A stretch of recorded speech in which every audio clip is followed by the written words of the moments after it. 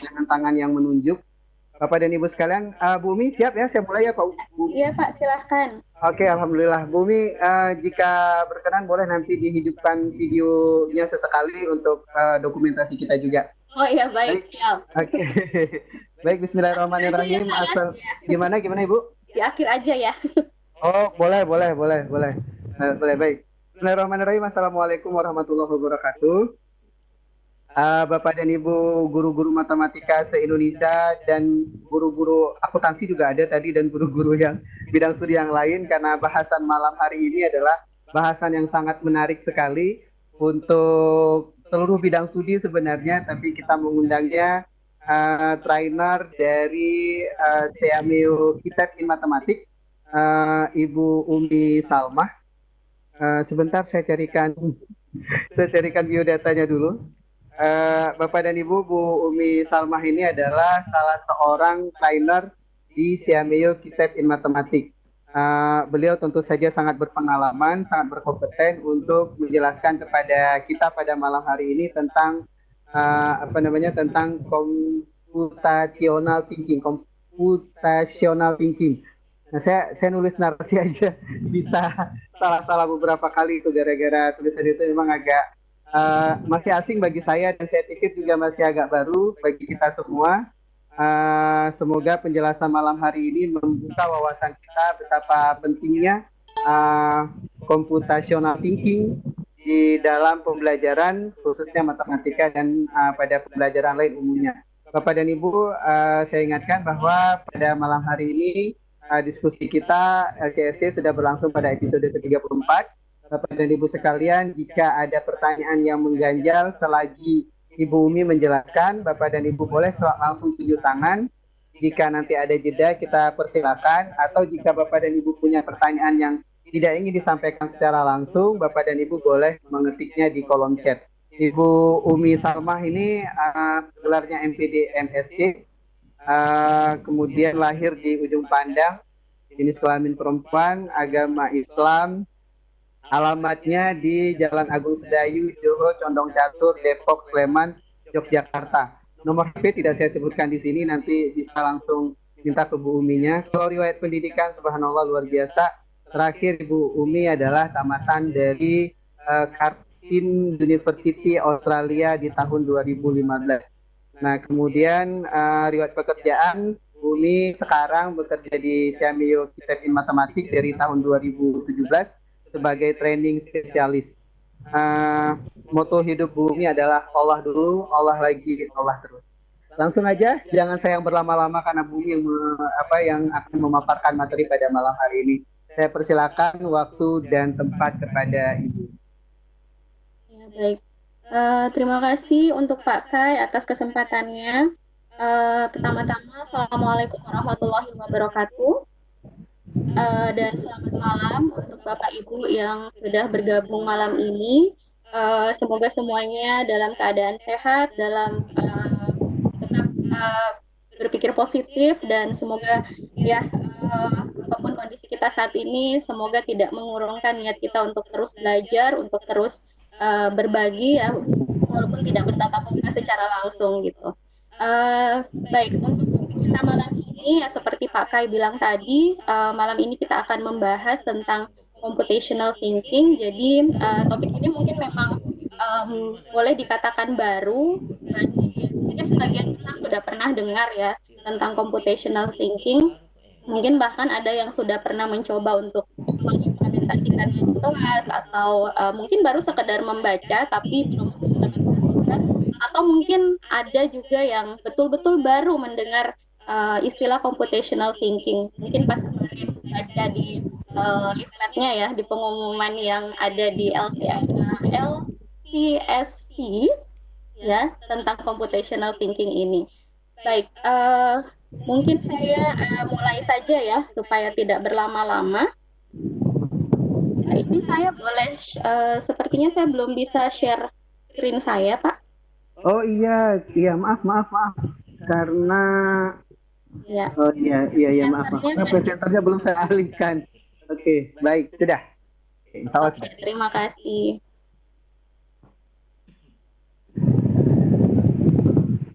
Oke, baik. Hari ini kita akan bahas tentang computational thinking ya. Oke, ya. Tadi sudah diperkenalkan oleh Pak Kai, ya. Jadi Bapak Ibu, nama saya Umi Salma. Saya mungkin sedikit perkenalan dulu ya, walaupun sudah diperkenalkan juga oleh Pak Kai tadi. Ya, nama saya Umi Salma. Bapak Ibu boleh memanggil saya dengan Umi. Kemudian nanti ke depannya mungkin jika ingin berdiskusi lagi dengan saya, boleh dicatat email dan nomor handphone saya di bawah ini. Eh, Mungkin tentang computational thinking atau tentang hal yang lain yang terkait dengan pembelajaran matematika. Nanti saya akan sangat senang sekali kalau Bapak Ibu berkenan untuk berdiskusi dengan saya. Mungkin itu sedikit perkenalan dari saya. Bisa kita mulai ya Pak Kai ya? Iya, silakan. Ya, baik. Oke, seperti yang tadi disampaikan bahwa topik kita kali ini adalah terkait dengan computational thinking. Tapi sebelum saya membahas lebih jauh tentang apa itu computational thinking dan bagaimana nanti kita akan mencoba mengimplementasikannya atau mengaplikasikannya di kelas, saya ingin memulai dengan sebuah pertanyaan tentang fundamental skill for everybody. Jadi fundamental skill atau skill dasar yang kira-kira kita butuhkan sebagai seorang sebagai manusia ya dalam kehidupan kita. Kira-kira apa sih fundamental skill atau skill dasar yang kita butuhkan dalam kehidupan kita sehari-hari? Nah, Bapak Ibu ternyata dari beberapa referensi dan mungkin juga Bapak Ibu sudah mendengar ya atau sudah pernah membaca ada 3 skill dasar atau ada 3 fundamental skill yang ternyata kita butuhkan, yang ternyata setiap orang itu butuhkan untuk menghadapi apa dalam kehidupannya sehari-hari, untuk menghadapi berbagai hal dalam kehidupannya sehari-hari. Yang pertama yaitu skill reading atau skill membaca. Tentu membaca itu sangat penting ya.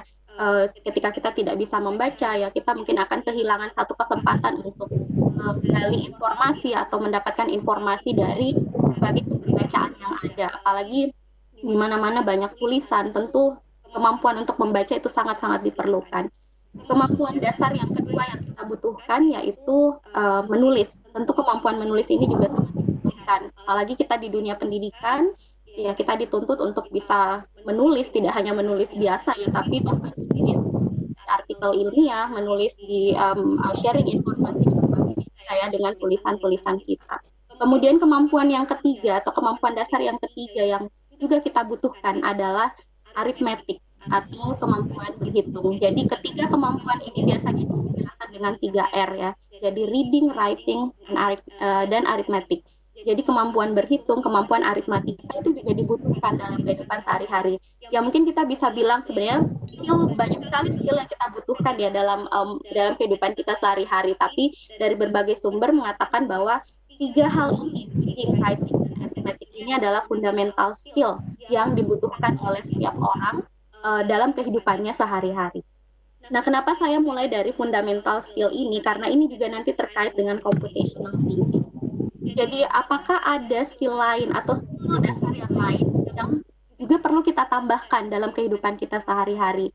Nah, ternyata ada satu fundamental skill lagi atau ada satu skill dasar lagi yang ternyata kita butuhkan. Dari kajian dan beberapa expert menyatakan bahwa ternyata satu fundamental skill ini ternyata juga kita butuhkan dalam kehidupan kita sehari-hari dalam menghadapi berbagai hal dalam kehidupan kita. Nah, apa itu? Ini adalah computational thinking yang menjadi pokok bahasan kita hari ini. Jadi ternyata computational thinking ini juga salah satu skill dasar yang perlu atau yang dibutuhkan oleh setiap orang. Seperti yang Janet Wing katakan, jadi kalau Janet Wing katakan, jadi computational thinking is a fundamental skill for everybody. Jadi computational thinking ini adalah skill dasar yang dibutuhkan oleh setiap orang dan tidak hanya oleh computer scientist. Nah, kenapa oleh computer scientist? Karena memang computational thinking ini pertama kali istilah ini keluar ya adalah kemampuan yang dibutuhkan oleh para computer scientist atau orang-orang yang ahli-ahli komputer seperti itu. Ini adalah skill yang dibutuhkan. Tapi ternyata menurut Wing ini adalah salah satu skill dasar selain tadi reading, writing, dan arithmetic. Ternyata computational thinking itu juga salah satu skill yang menjadi skill dasar. Bahkan diharapkan ini bisa menjadi skill yang seharusnya dimiliki oleh siswa sebagai analytic skill atau analytic ability yang dibutuhkan oleh siswa atau dibutuhkan oleh anak dalam kehidupan sehari-hari nantinya. Ya, ini akan menjadi pokok bahasan kita, yaitu computational thinking. Bahkan istilah computational thinking kemarin itu sempat disinggung ya, atau sempat diutarakan oleh Pak Mendikbud ya, oleh Pak Nadiem. Itu juga sempat, kalau Bapak Ibu mungkin pernah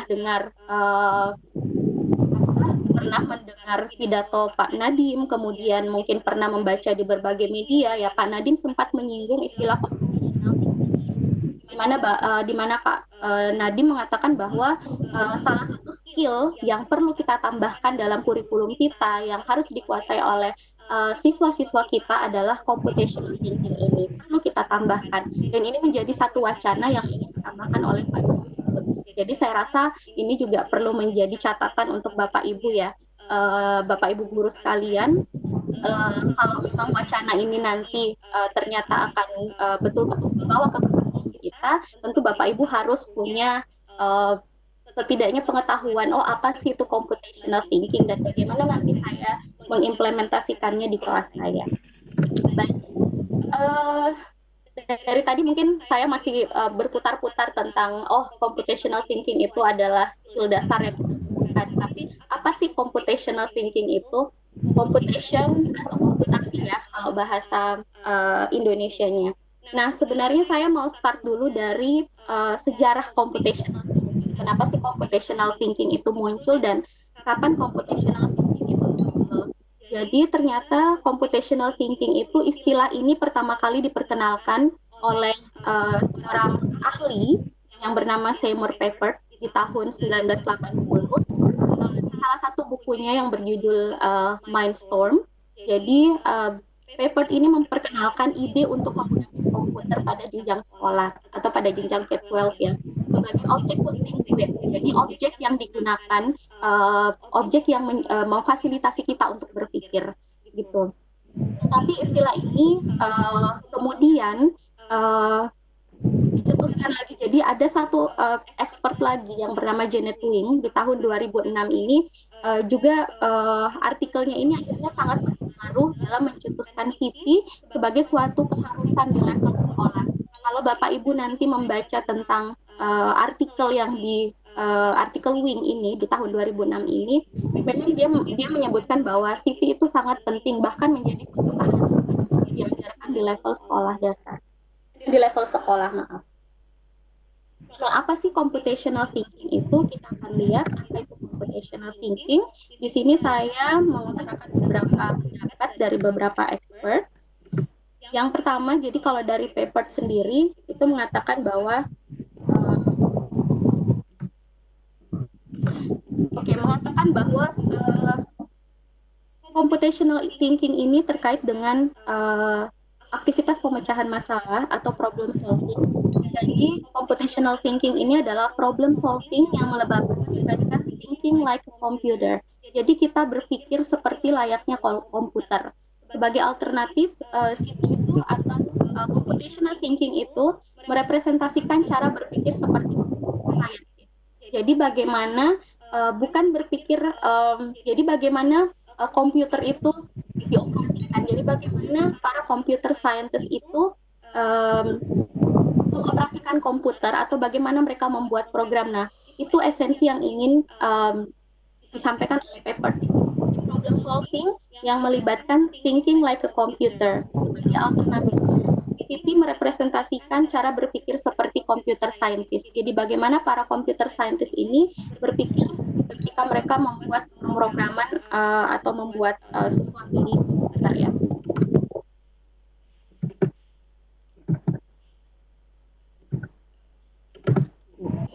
Kemudian menurut Wing, ini masih dari Janet Wing, jadi katanya itu mengacu kepada the way of computer scientific thinking. Jadi hampir sama dengan apa yang dikemukakan oleh Papert. Jadi Siti itu merefer kepada bagaimana seorang computer scientist berpikir. Nah, computer scientist ini kan mengoperasikan komputer, mereka membuat pemrograman di komputer. Nah, cara mereka berpikir inilah yang kita sebut sebagai computational thinking. Jadi bagaimana mereka memformulasikan cara mereka berpikir sehingga nanti mereka bisa menghasilkan suatu program komputer. Dan ini juga terkait dengan bagaimana kita memformulasikan masalah dan bagaimana kita mendesain solusi yang tepat. Dan bisa kita eksekusi dengan menggunakan komputer, uh, bisa juga dieksekusi oleh kita sebagai manusia atau bisa menjadi kombinasi antar keduanya. Jadi itu menurut Wing. Jadi ini terkait dengan bagaimana computer scientist berpikir dan bagaimana kita memformulasikan satu masalah dan mendesain solusinya. Bisa kita eksekusinya dengan komputer, bisa dieksekusi oleh manusia itu sendiri, ataupun kombinasi antar keduanya. Itu menurut Wing.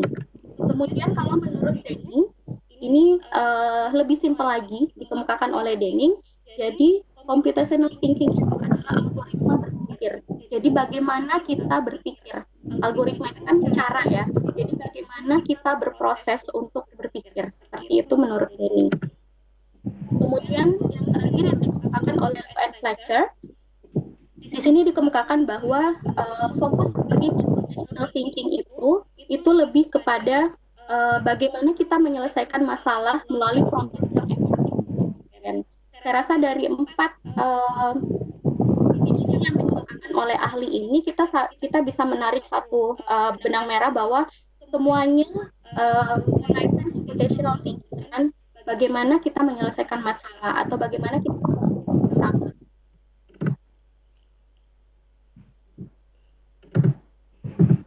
Oke.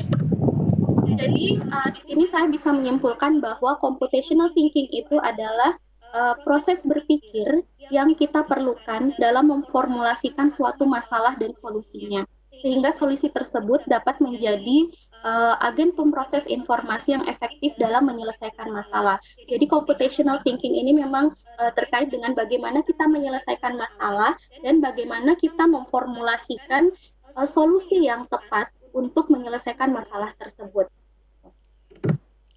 Nah, dari dua definisi ini, Siti itu terkait dengan suatu proses pemikiran ya. Jadi bagaimana kita berpikir yang terlepas dari teknologi. Jadi kita memproses berpikir itu kita yang memproses sebagai manusia terlepas dari penggunaan teknologi. Kemudian Siti itu juga merupakan metode penyelesaian masalah yang dirancang untuk dapat diselesaikan dan dijalankan oleh manusia, komputer, atau kedua-duanya. Jadi proses berpikir ini kita lakukan oleh manusia, tetapi ketika kita eksekusi, kita juga bisa menggunakan komputer atau kita bisa menggunakan teknologi nantinya. Nanti selanjutnya kita akan membahas bagaimana kita mengimplementasikan Siti di pembelajaran kita di kelas. Oke, itu terkait dengan definisi dari Siti. Ya, memang computational thinking ini pada awalnya, bahkan sampai sekarang sebenarnya ya, itu merupakan kemampuan dasar yang perlu dimiliki oleh seorang computer scientist. Jadi orang-orang yang membuat pemrograman komputer, orang-orang yang bergerak di bidang computer science. Jadi bagaimana mereka membuat berbagai macam program, bagaimana mereka mengoperasikan komputer, membuat berbagai macam bagaimana kita mengoperasikan komputer, itu mereka menggunakan kemampuan computational thinking. Itu adalah kemampuan dasar yang mereka perlukan. Bahkan ketika seseorang belajar tentang computer science di bangku kuliah misalkan, ini menjadi salah satu materi dasar yang harus mereka kuasai dulu sebelum menjadi seorang computer scientist. Tetapi ternyata berkembang lagi computational thinking ini akhirnya tidak hanya untuk orang-orang yang bergerak di computer science saja. Tetapi ternyata Siti ini dalam perkembangannya itu juga memiliki peran penting tidak hanya dalam aplikasi komputer tadi ya, tapi juga dapat digunakan untuk pemecahan masalah di semua disiplin ilmu, termasuk humaniora, matematika, dan ilmu pengetahuan lainnya. Jadi seiring berkembangnya waktu dan banyaknya perkembangan yang ada, akhirnya computational thinking ini ya tidak hanya untuk orang-orang yang bergerak di computer science saja, tapi untuk pemecahan di semua disiplin ilmu. Dan siswa yang belajar di mana Siti ini diterapkan dalam kurikulum, ketika ada proses pembelajaran yang menggunakan computational thinking di dalamnya, diharapkan mereka nanti dapat mulai melihat hubungan antara satu mata pelajaran dengan mata pelajaran yang lainnya dan antara kehidupan di dalam kelas dan di luar kelas. Jadi lebih ke bagaimana mereka melihat suatu situasi, melihat suatu masalah, kemudian nanti bagaimana mereka mencari solusi terbaik dari masalah yang mereka hadapi tersebut. Nah, kalau kata Wing, ini juga saya kutip dari artikel yang dikemukakan oleh Wing. Ini saya kutip karena menurut saya ini cukup menarik bahwa uh, computational thinking itu tidak meminta kita berpikir seperti komputer. Karena komputer sendiri itu kan adalah sesuatu yang boring ya. Yang mengoperasikan komputer itu kan sebenarnya manusia. Yang menciptakan komputer, membuat pemrograman di komputer itu adalah manusia. Sementara komputernya sendiri ya sebenarnya sesuatu yang membosankan gitu, sesuatu yang boring kalau menurut Wing. Nah, di sini kita sebagai manusia adalah orang yang mengoperasikan komputer karena memang kita memiliki kecerdasan, kita orang yang imajinatif, manusia itu imajinatif, jadi yang membuat komputer itu menjadi sesuatu yang menyenangkan itu adalah kita sebagai manusia. Jadi bagaimana kita menggunakan kemampuan kita, kecerdasan kita untuk mengoperasikan komputer, untuk memecahkan masalah yang uh, tidak hanya tampil di komputer saja, tetapi apa yang nanti bisa kita terapkan dalam kehidupan kita sehari-hari nantinya. Nah, karakteristik dari computational thinking, jadi ini juga masih saya kutip dari artikelnya Wing. Jadi menurut Wing ada 6 karakteristik dari computational thinking. Yang pertama itu adalah conceptualizing, not programming. Jadi computational thinking itu lebih ke bagaimana kita mengkonsep sesuatu. Jadi lebih ke bagaimana kita melibatkan multiple level of abstract. Jadi tidak hanya sekedar kita memprogram seperti layaknya yang ada di komputer, tetapi bagaimana kita memformulasikan apa yang kita miliki untuk memecahkan suatu masalah. Kemudian yang kedua, ya seperti tadi yang sudah kita bahas di awal, bahwa computational thinking itu adalah fundamental skill, jadi bukan rote skill. Jadi merupakan suatu skill dasar atau kemampuan dasar yang kita butuhkan, terutama di era sekarang ini ya, di era abad 21, yang mana kita harus bergerak dengan teknologi dan berbagai macam perubahan. Skill dasar yang kita butuhkan salah satunya adalah computational thinking. Jadi bukan rote skill atau bukan sesuatu yang kita didikte atau kita perlu hafalkan seperti itu. Jadi memang suatu kemampuan dasar yang kita butuhkan.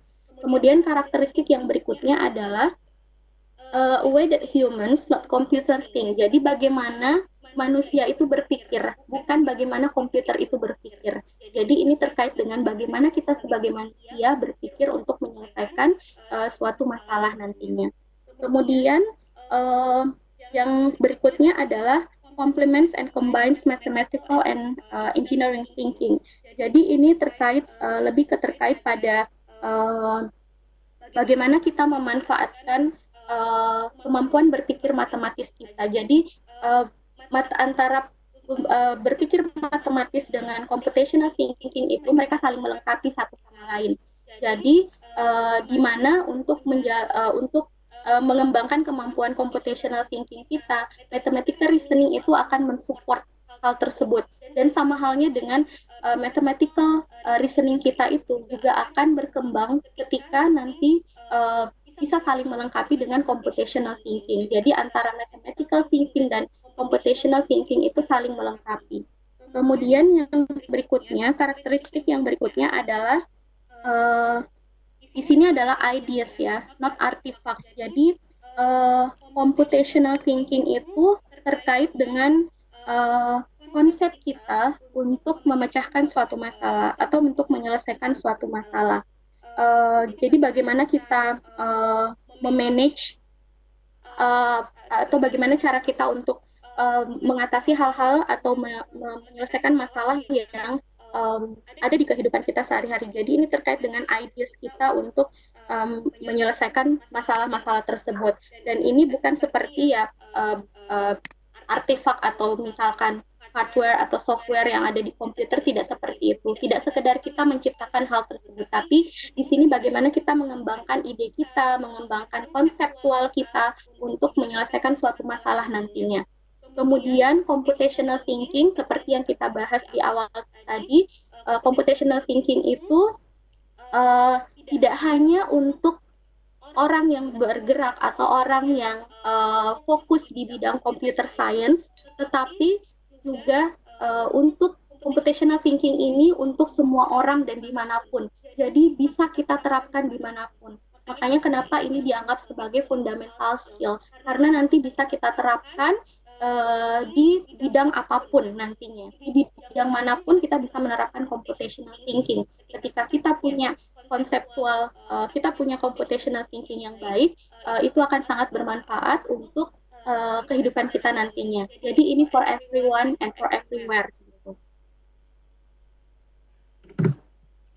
Oke, sampai di sini ada pertanyaan, Bapak Ibu? Saya lemparkan dulu. Mungkin ada pertanyaan. Ya, ada pertanyaan. Yang pertama dari Bu Teti.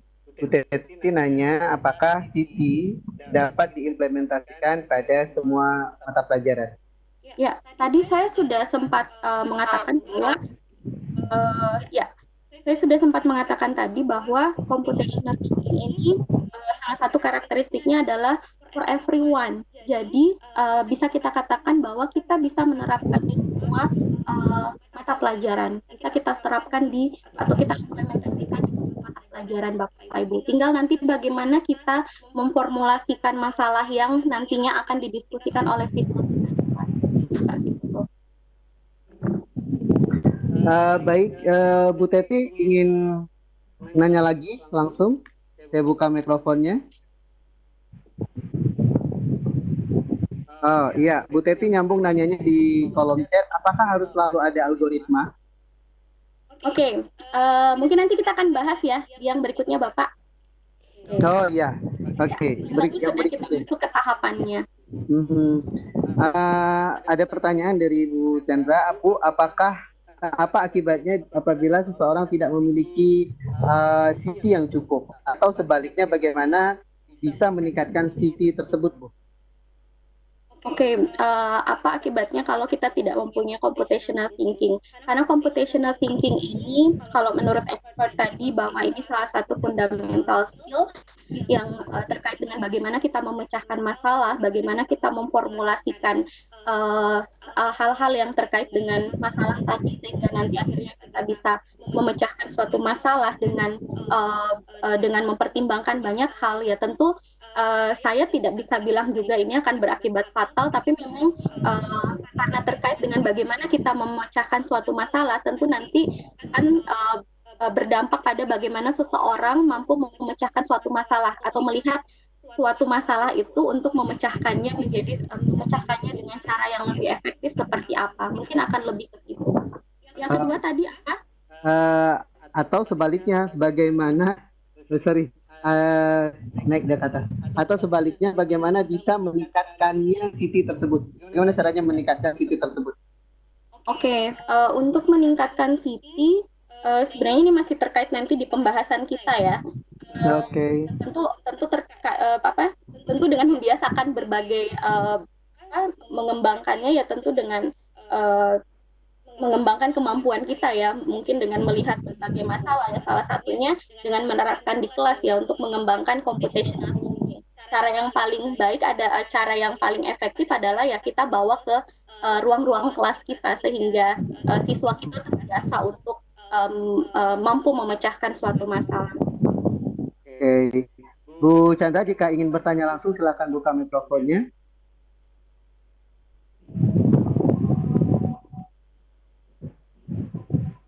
Ya, silakan Bu, bertanya langsung. Tidak? Ya, oke. Oke, boleh kita lanjutkan Pak? Satu pertanyaan lagi, Bu. Oh iya, silakan.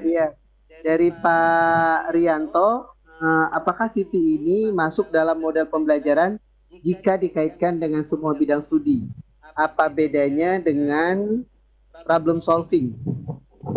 Oke, kalau apa bedanya dengan problem solving nanti saya akan bahas, ada slide yang terkait dengan itu. Oke, oke. Tapi kalau eh, kita tidak bisa bilang ini sebagai sebuah model pembelajaran ya, karena tidak ada memang model pembelajaran. Jadi ini hanya skill ya, salah satu skill yang Oh, bisa kita kembangkan di kelas dengan berbagai macam aktivitas yang nanti akan mensupport siswa kita untuk mengembangkan kemampuan ini. Gitu. Jadi boleh dengan model apapun, dengan menggunakan apapun, nanti kita untuk mengembangkan kemampuan ini. Seperti itu. oh iya, jadi tidak ada sintaksisnya bahwa community seperti ini, bahwa gitu nggak ada gitu ya? Iya.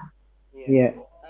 Baik, sebelum dilanjutkan Bapak dan Ibu, saya ingatkan bahwa jika Bapak Ibu ingin bertanya, Bapak dan Ibu boleh tanyanya di all participant atau di all panelis. Jadi kalau misalnya di tempat lain, khawatirnya tidak kebaca. Boleh satu pertanyaan lagi Bu, kebetulan tidak ada di all panelis karena kebetulan nyasarnya di saya. Oh, oke. Oke. Kemampuan basic apa yang menunjang untuk pengembangan Siti dari Pak Bakti Darmawan Arif Biguna? Gimana Pak? Boleh diulang? Dari Pak Bakti Darmawan Arif Biguna, tanyanya kemampuan basic apa yang menunjang untuk pengembangan Siti?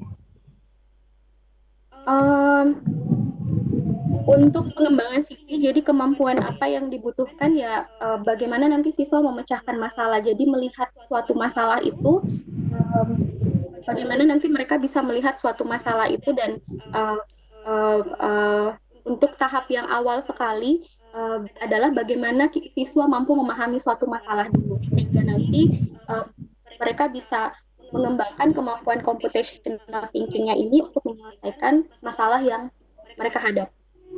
Mungkin saya bisa jawab itu dulu. Baik, Bapak Ibu yang bertanya mungkin masih menyisakan rasa penasaran atau yang belum bertanya, nanti kita akan lanjutkan. Jangan khawatir Bapak dan Ibu jika pertanyaannya tidak memuaskan lewat lewat room chat, Bapak dan Ibu boleh tekan tombol tangan untuk tanya langsung nanti setelah pemaparan sesi yang kedua. Silakan Bu dilanjut dulu pemaparannya. Oke, baik. Saya akan lanjutkan tentang uh, ini langkah-langkah, tapi saya tidak bilang ini sebuah sintaks ya. Jadi ini sebagai step-step bagaimana kita nanti mengembangkan step-step yang ada di computational thinking. Jadi langkah-langkah yang akan kita gunakan ketika kita akan memecahkan suatu masalah. Jadi ini langkah-langkah yang ada di computational thinking. Nah, tahapan yang pertama itu adalah jadi ada 4 tahapan dalam computational thinking. Yang pertama itu adalah decomposition. Jadi decomposition ini di tahap decomposition ini kita mencoba untuk jadi ketika kita punya suatu masalah, kita coba untuk membreakdown masalah itu atau kita pecah-pecah masalah itu menjadi sub-sub problem atau kita pecah masalah itu menjadi masalah-masalah yang lebih kecil lagi. Kemudian tahap yang kedua ada yang disebut dengan pattern recognition. Jadi di tahap ini kita mengidentifikasi similarities atau kita mengidentifikasi kesamaan, perbedaan ataupun pola yang ada di masalah tersebut. Jadi ketika kita punya masalah, langkah yang pertama yang kita lakukan adalah kita decompose masalah itu dulu atau kita breakdown masalah itu menjadi masalah-masalah yang kecil atau menjadi sub-sub problemnya. Kemudian tahap yang kedua adalah kita mencoba mengidentifikasi pola yang ada, kita mencoba mengidentifikasi kesamaan ataupun perbedaannya di tahap pattern recognition. Kemudian di tahap yang ketiga ada yang namanya abstraction. Jadi abstraction ini adalah tahap di mana kita mencoba mengidentifikasi konsep umumnya atau prinsip umumnya untuk menyelesaikan masalah ini.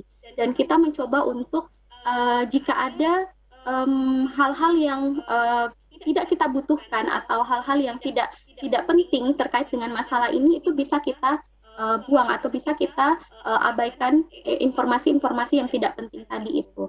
Kemudian di tahap yang berikutnya, di tahap yang terakhir adalah algorithm design. Nah, algorithm design ini adalah tahap di mana kita mengidentifikasi dan kita mengorganize langkah-langkah yang kita butuhkan untuk menyelesaikan masalah. Nah, mungkin ini belum begitu terbayang ya, Bapak Ibu. Jadi ketika kita punya suatu masalah, uh, kalau kita menyelesaikan masalah itu kan tentu kita akan coba untuk cari, saya akan menyelesaikan masalah ini seperti apa ya, langkah efektif apa ya yang harus saya lakukan. Nah, computational thinking itu membaginya ke dalam 4 tahap tadi. Jadi tahap decomposition, kemudian pattern recognition, abstraction, dan algorithm design. Sampai di algorithm design nanti kita akhirnya mencoba untuk, melis kira-kira step-step apa yang harus saya lakukan untuk menyelesaikan masalah tersebut. Seperti itu. Saya akan kasih contoh yang sederhana dulu. Ini belum masuk ke topik pembelajaran ya. Ini belum masuk ke materi pembelajaran. Jadi saya kasih contoh sederhana dulu. Contoh yang ada dalam kehidupan kita sehari-hari. Nah, di sini saya mau kasih sebuah contoh. Oke, Bu Chandra suka brownies. Nah, saya kasih contoh tentang brownies. Jadi, masalah saya di sini adalah Iya. saya mau membuat brownies sebanyak 100 box atau 100 kotak. Jadi, saya diserahi, saya dapat pesanan nih ceritanya ya. Saya dapat pesanan sebanyak 100 box brownies. Nah, boleh dikatakan ini masalah baru misalkan buat saya ya. Aduh, gimana ya saya harus membuat brownies sebanyak 100 box. Itu tentu bukan hal yang mudah ya untuk membuat 100 box itu. Nah, ini menjadi masalah kita. Nah, bagaimana sih saya memecahkan masalah ini dengan step-step yang ada di computational thinking tadi yang sudah kita sampaikan sebelumnya. Nah, kalau kita melihat 4 tahapan yang ada di computational thinking untuk memecahkan masalah saya ini, jadi bagaimana saya membuat brownies sebanyak 100 box ini. Nah, tahap awal yang akan saya lakukan itu adalah tadi apa Bapak Ibu, decomposition ya. Di tahap decomposition ini, biasanya kalau kita mau membuat brownies, biasanya kan di awal kita mungkin akan berpikir dulu, oh bahan apa ya yang saya butuhkan? Oh, bahan-bahan yang saya butuhkan, bahan dasarnya apa saja nih? Kemudian nanti saya mau membuat brownies, bagaimana langkahnya? Bagaimana cara saya untuk membuat brownies? Nah, itu langkah kita di langkah decomposition ini kita coba breakdown problemnya. Kita coba breakdown tadi untuk membuat brownies itu, kita breakdown menjadi beberapa subproblem. Yang pertama itu adalah ya tadi, bahan apa yang kita butuhkan untuk membuat brownies. Kemudian bisa juga kita masukkan subproblem yang berikutnya adalah proses pembuatan yang akan saya gunakan seperti apa. Bagaimana sih langkah-langkah membuat brownies itu? Kemudian apalagi yang berikutnya, misalkan untuk pemanggangannya nanti akan seperti apa. Kemudian untuk saya nanti harus membahas tentang topping apa yang akan saya gunakan. Kemudian mungkin tentang pengepakannya. Jadi kita breakdown dulu subproblemnya. Saya harus berpikir tentang cara membuatnya, bahan yang saya gunakan, kemudian mungkin topping apa yang saya butuhkan, dan gimana ya nanti saya mengepaknya. Nah, seperti itu. Itu tahap di decomposition. Tahap berikutnya yang akan kita lakukan lagi apa? Saya sudah breakdown nih problem-problemnya. Kemudian langkah yang berikutnya adalah kita coba untuk masuk ke pattern recognition. Nah, langkah di pattern recognition ini seperti apa? Tadi ketika kita sudah mencoba membreakdown problemnya, langkah yang berikutnya adalah mungkin kita akan terpikir, untuk membuat satu brownies itu saya butuh berapa lama ya waktunya. Nah, ini kita sudah masuk ketika kita melihat pola yang ada. Jadi, mengenali pola waktu pembuatan browniesnya. Kalau saya mau membuat satu brownies, dari saya membuat sampai saya mengepak browniesnya atau memasukkan atau bikin packagingnya, itu saya butuh waktu sekitar 1 jam. Misalkan seperti itu. Berarti saya butuh satu brownies. Ternyata untuk menyelesaikan satu brownies, saya butuh waktu 1 jam untuk satu brownies. Seperti itu. Kemudian, di sini juga kita bisa melihat, misalkan packagingnya nanti saya akan buat seperti apa ya? Kalau brownies saya bentuknya seperti ini, berarti nanti packaging untuk satu browniesnya akan seperti ini. Nah, itu di pattern recognition. Jadi kita melihat pola dulu. Kita melihat polanya. Kemudian masuk ke tahap abstraksi. Ketika kita sudah tahu, untuk membuat satu brownies, saya butuh waktu 1 jam. Tapi gimana dengan 100 brownies nih? Saya kan harus bikin 100 brownies. Nah, di sini kita sudah masuk ke tahap abstraksi namanya. Kita sudah masuk ke tahap abstraksi, jadi tadi kan kita generalisasi ya. Kita mencoba mengeneralisasi, kita mencoba mengidentifikasi prinsip-prinsip umum ya, dari pola yang sudah ada di awal tadi. Kita tahu bahwa untuk membuat satu brownies, kita butuh waktu 1 jam. Nah, sekarang kalau saya mau bikin 100 brownies, berarti kan saya butuh waktunya itu adalah 100 jam gitu ya. Tetapi kalau saya membuat brownies 100 jam, itu ya sekitar 4 hari dong saya baru selesai satu browniesnya. Itu boleh dikatakan 100 browniesnya. Itu boleh kita katakan sebagai langkah yang tidak efektif kan ya, tidak efektif dan efisien karena kalau kita mengikuti tadi pattern yang kita gunakan 1 jam untuk satu brownies, uh, berarti kan artinya kita menyelesaikan satu brownies benar-benar selesai satu dulu, baru kita buat brownies yang lain. Dan itu langkah yang tidak efektif yang kita akan lakukan. Nah, untuk mengeneralisasinya, jadi tentu kita akan berpikir nih di sini, supaya efisien, apa ya yang harus saya lakukan? Nah, di tahap abstraksi ini kita mungkin mulai berpikir, oke, mungkin ketika saya membuat satu brownies, saya tidak perlu menunggu brownies yang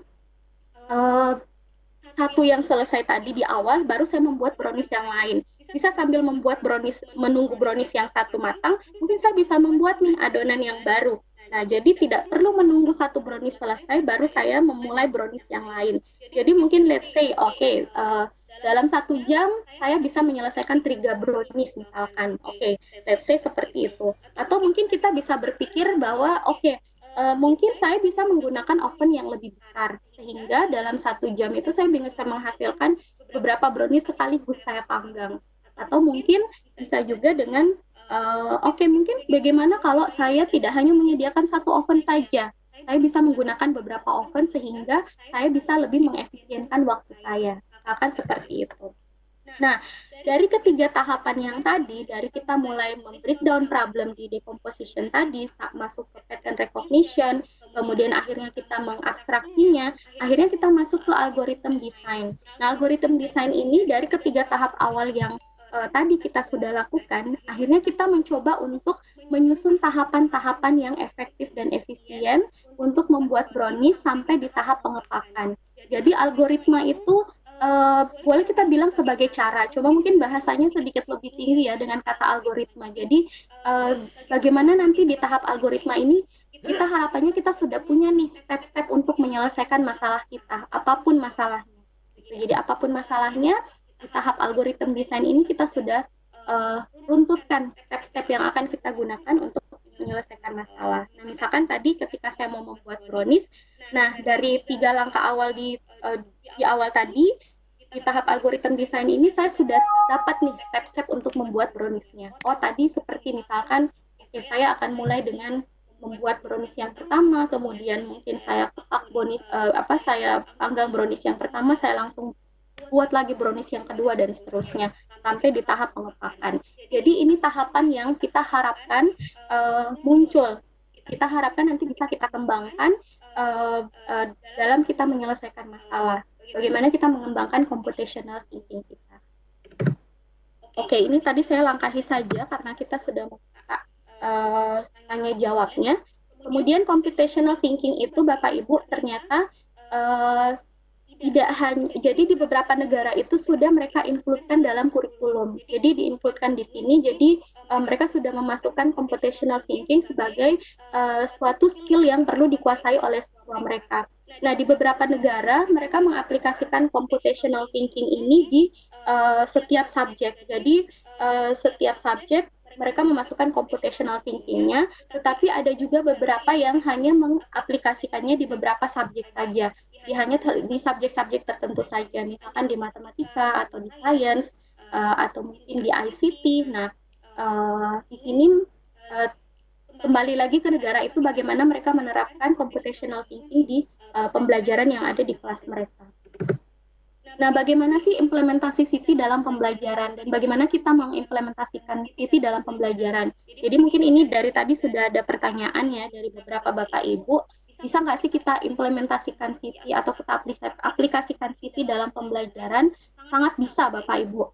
Jadi seperti yang tadi kita sudah bahas di awal bahwa ini kita bisa implementasikan di semua mata pelajaran. Tinggal bagaimana kita mendesain aktivitas, tinggal bagaimana kita mendesain diskusi atau pembelajaran yang nanti akan membantu siswa untuk mengembangkan kemampuan computational thinking. Nah, bagaimana kita mengimplementasikan CT dalam pembelajaran? Yang pertama itu dalam bentuk screen based dengan melibatkan program komputer. Nah, ini sudah banyak dilakukan sebenarnya. Salah satu contohnya adalah pembelajaran coding ya, coding atau ya pemrograman membuat coding ya. Saya rasa Bapak Ibu sudah paham. Nah, di sini kan coding itu kan sekarang lagi booming ya, jadi lagi banyak sekali bahkan informal education pun atau pembelajaran yang informal pun banyak yang sudah memasukkan tema atau pembelajaran yang terkait dengan coding. Jadi tidak hanya di kelas, tapi ada juga ya kayak les-lesan gitu, ada yang les-lesan yang mengajarkan siswa tentang coding. Nah, itu salah satu yang melibatkan program komputer. Atau misalkan yang paling sederhana adalah penggunaan spreadsheet, misalkan spreadsheet baik di komputer, di Microsoft, Microsoft Excel, atau mungkin penggunaan spreadsheet di let's say di kalkulator, di Fastwiz misalkan. Nah, itu yang dalam bentuk screen based. Jadi kita melibatkan program komputer, program yang sudah ada di komputer. Kemudian selanjutnya implementasi CT dalam pembelajaran itu ada dalam bentuk digital tangible. Jadi misalkan salah satunya adalah program robotik. Sekarang kan itu juga lagi boomingnya ya, bagaimana membuat robot, kemudian bagaimana mengoperasikan robot. Nah, itu salah satu bentuk implementasi CT dalam pembelajaran juga gitu. Kemudian ada lagi pendekatan yang lebih general dengan memecahkan masalah yang fokus pada logika dan desain algoritma komputasi atau susunan langkah-langkah yang dapat diimplementasikan dengan komputer. Jadi memang implementasi computational thinking dalam pembelajaran itu memang masih menggunakan. Jadi kita memang kebanyakan menggunakan pemrograman komputer atau kita mengaplikasikan teknologi untuk mengembangkan kemampuan computational thinking siswa. Walaupun ada sih beberapa masalah, ada juga beberapa aktivitas yang mengembangkan computational thinking-nya tanpa melibatkan teknologi. Tapi memang mostly kebanyakan kita menggunakan teknologi untuk mengembangkan kemampuan computational thinking ini. Jadi melibatkan pemrograman komputer nantinya gitu. Dan ini yang memang banyak digunakan dibanding ada sih beberapa gitu, dan salah satu modul yang sempat saya bikin juga ada aktivitas yang tidak menggunakan komputer juga ada, tapi memang kebanyakan menggunakan pemrograman komputer. Contohnya tadi dengan spreadsheet, kemudian ada yang menggunakan Scratch, mungkin Bapak Ibu sudah tidak asing dengan Scratch, itu juga salah satunya yang sering digunakan untuk mengembangkan computational thinking di dalam pembelajaran. Jadi seperti yang saya katakan tadi bahwa implementasinya bisa dalam pembelajaran yang sudah ada, kemudian juga bisa mungkin dengan ada topik tersendiri yang terkait dengan CP ini. Nah, mungkin karena saya basicnya adalah matematika, jadi saya mohon maaf mungkin karena nanti kebanyakan yang akan saya bahas contoh-contohnya, semua ya contoh yang saya tampilkan di sini adalah implementasi CT di dalam pembelajaran matematika. Jadi saya akan memaparkan beberapa contoh aktivitas yang Iya Bu, nggak apa-apa. Ini forum matematika kok Bu. Lanjut aja. Oh iya, jadi ada beberapa memang yang guru non matematika, tapi semoga nanti esensinya bisa tetap Bapak Ibu tangkap ya, esensi dari aktivitas yang menarik itu seperti apa. Oke. Jadi bagaimana kita mengimplementasikan CP di pembelajaran matematika? Nah, seperti tadi yang sudah kita sampaikan bahwa CP dan matematika itu komplement. Jadi mereka saling melengkapi matematika dan CP tadi itu. Jadi CP akan membantu untuk mengembangkan matematika reasoning siswa, juga dengan aktivitas matematika juga akan membantu mengembangkan kemampuan computational thinking siswa. Jadi sama-sama saling melengkapi sebenarnya. Nah, kemudian penggunaan computational thinking ini jika kita gunakan dengan tepat, maka akan dapat memperdalam konten matematika siswa juga dengan menciptakan kondisi pembelajaran yang efektif. Jadi dari aktivitas-aktivitas yang kita berikan, yang kita harapkan nanti dapat membantu mengembangkan kemampuan computational thinking siswa, ini juga diharapkan dapat memperdalam konten matematika siswa. Karena nanti ya tidak terpisah ya, jadi kita bawa di pembelajaran matematika, tentu konten matematika yang akan kita angkat gitu. Kemudian CP akan membantu siswa untuk mengkonstruksi abstrak matematika dengan cara yang lebih dinamis. Jadi kenapa dinamis? Karena tadi kita harapkan aktivitas yang bertujuan untuk membangun computational thinking siswa ini adalah aktivitas-aktivitas yang kita harapkan jauh lebih meaningful dibanding aktivitas yang biasa kita berikan di kelas gitu. Dan terutama apalagi kalau kita menggunakan aplikasi komputer atau kita menggunakan teknologi di dalamnya untuk mensupport aktivitas tersebut. Kemudian, siswa juga dapat mengekspresikan ide dengan cara yang baru dan dapat berinteraksi dengan konteks melalui media dan alat representasional yang baru.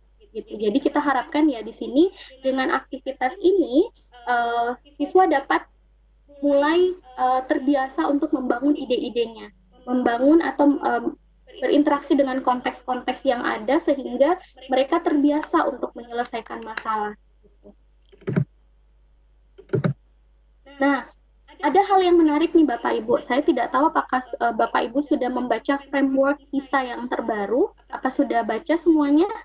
Nah, di framework PISA yang terbaru, jadi di PISA untuk PISA tahun 2021 nanti, di frameworknya itu TT itu juga dibahas. Jadi computational thinking itu juga dibahas. Jadi juga akan diinkludkan dalam PISA 2021 nanti. Nah, di sini ada yang saya garis bawahi. Jadi nanti di PISA 2021 itu di sini that students should possess and be able to demonstrate computational thinking skill. Jadi nanti siswa diharapkan mampu mendemonstrasikan kemampuan computational thinkingnya mereka as they apply the mathematics as part of their problem solving practice. Jadi kemampuan computational thinking ini nanti yang akan siswa gunakan untuk memecahkan masalah-masalah matematika. Suaranya tenggelam timbul. Gimana Pak? Halo? Bumi, halo Bumi. Suaranya tenggelam timbul kayaknya. Oh, tenggelam timbul. Oke. Sekarang bisa mendengar? Iya, suaranya tenggelam timbul kayaknya nanti hilang ada lagi gitu atau di saya aja. Iya, halo. Ya, sekarang suaranya sudah jelas, Ibu. Ya, silakan lanjut, Bu.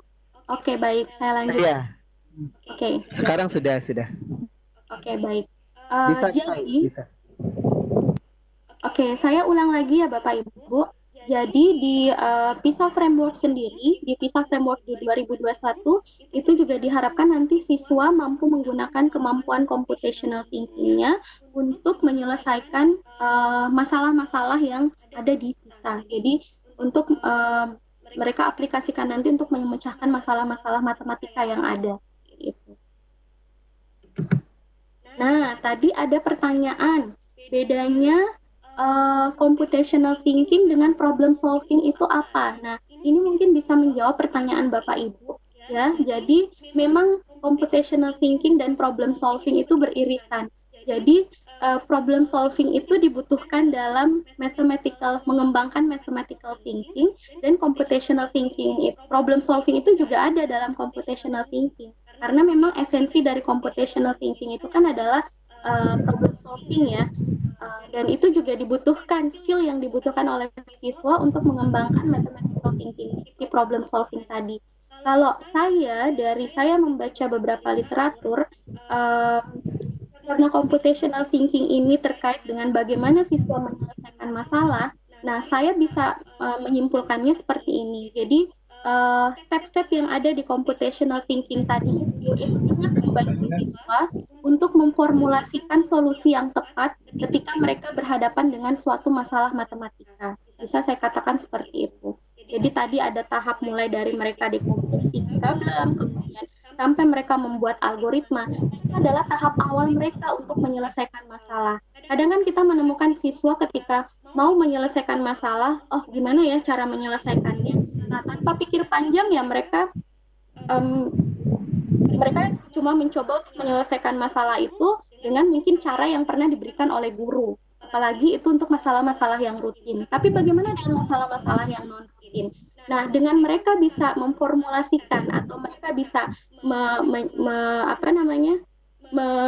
menjabarkan masalah tadi itu sampai mereka menemukan solusinya, itu akan sangat membantu mereka untuk menyelesaikan masalah-masalah matematika. Jadi saya rasa ini memang seperti yang tadi kita bahas, computational thinking-nya itu dan mathematical thinking itu saling melengkapi.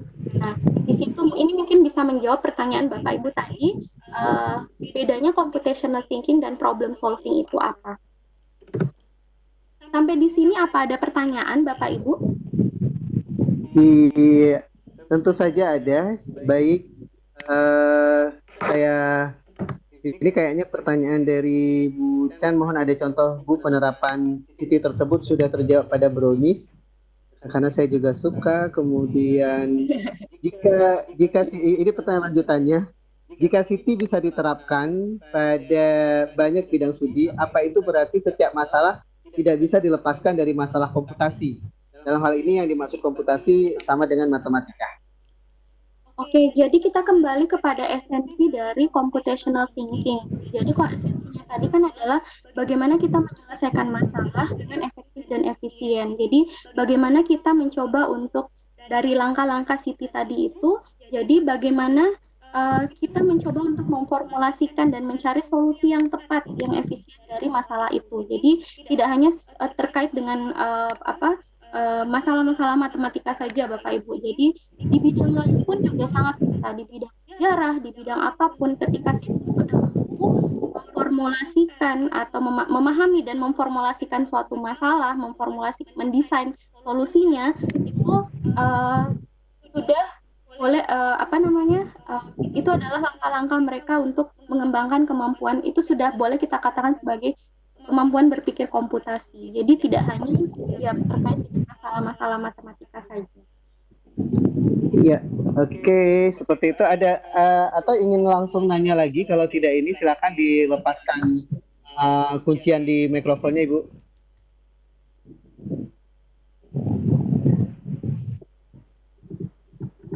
Jadi kayaknya dari yang raise hand dari Casio komputer yang pakai HP Bu Pinta kah? Pinta raise hand, saya silakan Bu.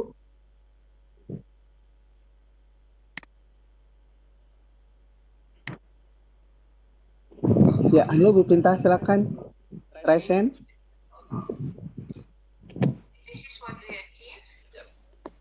Oh, sepertinya belum. Baik, saya lanjut aja dulu.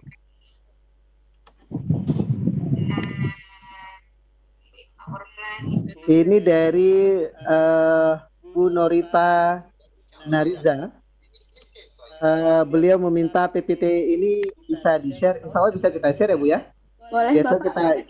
kita share PPT nanti sekalian dengan video rekaman di YouTube LCSC Bu. Jadi nanti di bagian deskripsi dari video rekaman ini nanti ada link PPT-nya juga. Kemudian dari Bu Dwi Mulyani, alhamdulillah baru bisa masuk. Mau join sulitnya bukan main. Oh itu insya Allah kendala jaringan Bu. Kalau aman ya nggak masalah sih. Kemudian Pak Eka Okta, Ibu atau Bapak ini Eka Okta Hafizah. Cara kita menilai Siti dalam evaluasi pembelajaran nantinya bagaimana Bu? Indikator penilaiannya apa saja? Mungkin pembahasan kita tidak sampai di situ sebenarnya ya, tapi kalau saya sih melihat esensinya mungkin kita bisa kembali lagi ke masalah yang kita berikan ya. Jadi mungkin nanti bisa terkait dengan penilaian performanya siswa, bisa juga penilaian kognitifnya siswa. Nah itu bisa tulis ke gurunya lagi karena memang tidak ada formulasi khusus untuk menilai computational thinking itu seperti apa. Jadi bisa kembali lagi ke nanti problem atau aktivitas yang kita berikan. Itu kembali ke gurunya lagi apa yang ingin dinilai dari aktivitas tersebut. Kalau di dalam pembelajaran matematika, apakah bisa diterapkan dalam setiap topik, Ibu?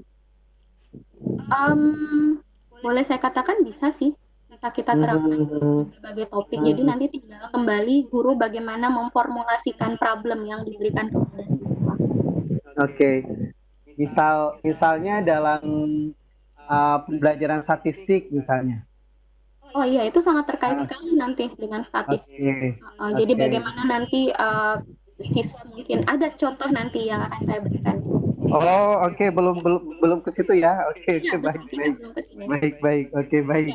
Mungkin boleh kita lanjut ya. Ya, saya aja agak buru-buru karena kayaknya tidak ada pertanyaan lain terkait dengan materi yang banyak pertanyaannya adalah tentang registrasi yang agak sulit ini nanti kayaknya di bagian kita nih Bu Pinta ini kayaknya teman-teman sulit untuk registrasi, kendala di nama sekolah nggak terbaca dan sebagainya. Nah baik, ini ada pertanyaan dari Bu Teti sebelum kita lanjut. Eh, Tadi dari penjelasan Mbak Umi bahwa Siti bukan sintak. Nah, misalkan tidak sampai ke algoritma, tapi yang lain terpenuhi, apakah itu bisa dikatakan Siti? Nah, kembali lagi ketika kita mau menyelesaikan masalah, tentu kan kita harus tahu dulu step-step untuk menyelesaikan masalah itu apa saja yang langkah-langkah yang akan kita lakukan. Nah, itu kan ada di tahap algoritma desain tadi itu, di tahap akhir. Jadi, tentu untuk menjawab masalah itu ya kita memformulasikan algoritmanya, memformulasikan step-stepnya dulu kan ya. Nah, jadi pasti kita akan sampai ke tahap yang akhir itu. Oke, jadi gitu Bu Teti. Kemudian Bapak dan Ibu setelah Bu Umi menjawab, jika masih ada yang terhambat gitu, terkendala atau apa gitu, Bapak dan Ibu boleh langsung raise hand untuk nanya lebih lanjut. Kemudian saya lanjutkan sedikit lagi, ini ada beberapa pertanyaan masuk malah dari Pak Toto Riwanto. Masalahnya untuk aplikasi di sekolah terikat dengan waktu dan target. Mudah-mudahan Merdeka Belajar bisa mewadahi. Ini saya tidak, ini Bu Umi silakan ditanggapi kalau agak terkait. Ya, kalau terkait dengan waktu atau terkait dengan mungkin apa yang ada di sekolah, kondisi yang ada di sekolah, itu kembali lagi, kalau saya sih kembali lagi kepada kreativitas Bapak Ibu, bagaimana untuk membawa masalah-masalah yang menarik di dalam kelas gitu, karena obstacle-obstacle seperti itu kan tentu tidak mudah untuk kita jawab ya gitu. Jadi akan kembali lagi ke kreativitas Bapak Ibu. Gimana sih saya membawa pembelajaran matematika atau membawa pembelajaran yang lain itu menjadi menarik dengan membawa masalah-masalah atau diskusi-diskusi yang menarik dengan siswa saya di kelas sehingga pembelajaran nanti bisa menjadi lebih menarik atau meaningful, lebih bermakna untuk siswa di kelas. Oke, ini dari Pak Fadli Hasan. Apakah yang dimaksud dengan pemodelan masalah dalam Siti itu memodelkan permasalahan kita menggunakan persamaan matematis?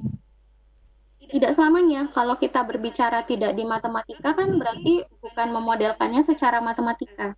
Jadi memodelkan itu lebih ke memformulasi, oke, masalah ini, bagaimana kita memahami masalah dan sampai kita mendesain langkah-langkah penyelesaian masalahnya atau solusinya itu akan seperti apa. Jadi memodelkannya seperti itu. Tapi ketika kita berbicara di konteks matematika, yang memodelkannya itu adalah yang mungkin kalau masalah itu melibatkan mungkin formula tertentu di matematika atau kita menggunakan formulasi apa, nah yaitu pemodelannya ya bisa terkait dengan itu.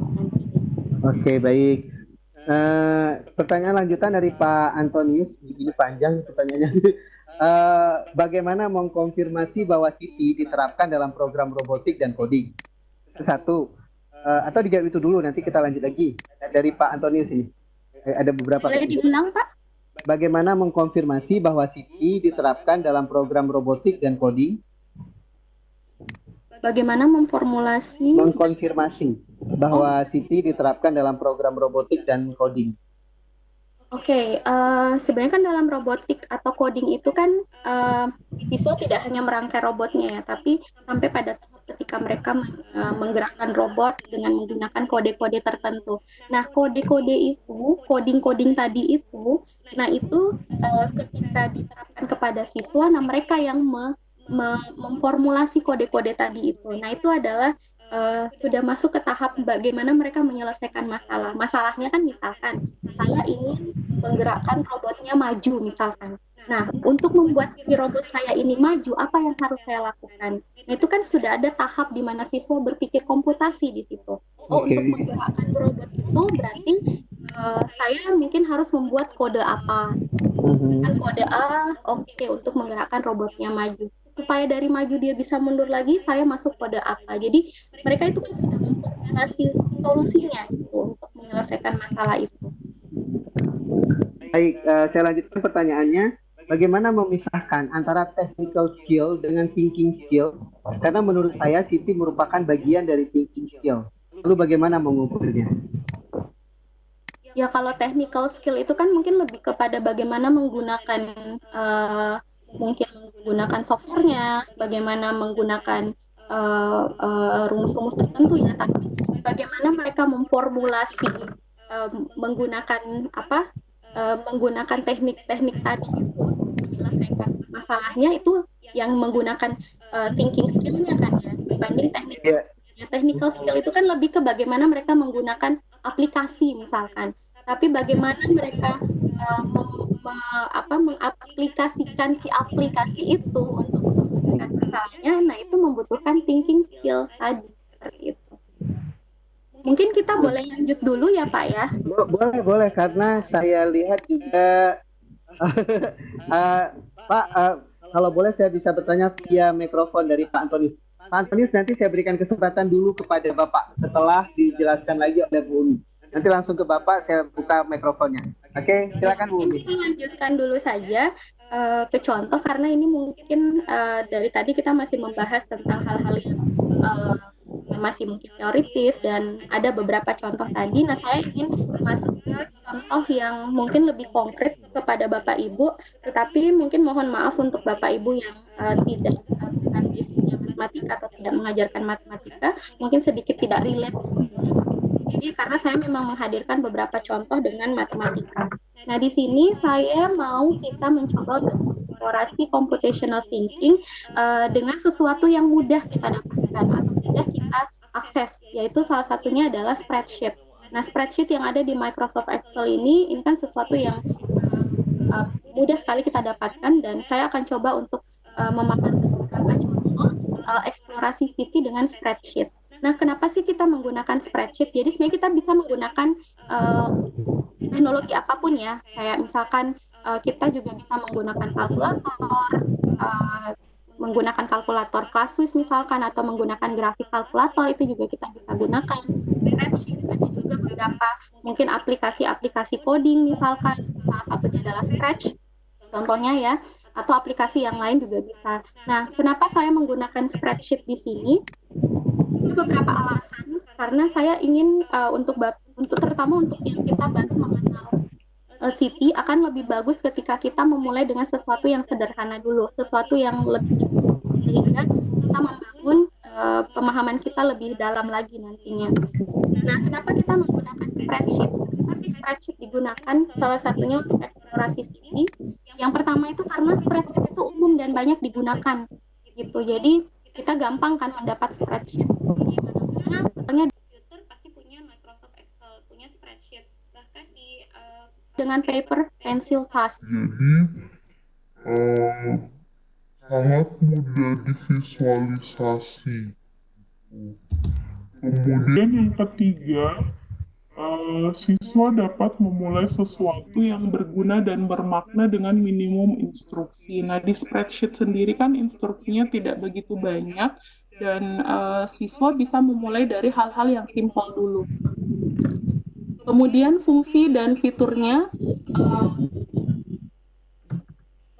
fungsi dan fiturnya mudah dieksplorasi. Jadi siswa mudah untuk mengeksplorasinya. Bahkan saya pernah baca suatu artikel mana salah satu contoh menggunakan spreadsheet aktivitas yang melibatkan computational thinking itu adalah mereka mengeksplorasi perkalian biasa, tapi menggunakan spreadsheet.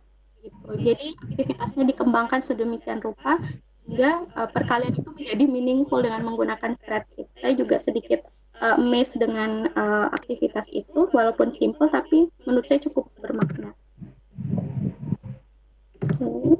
Coba lanjut.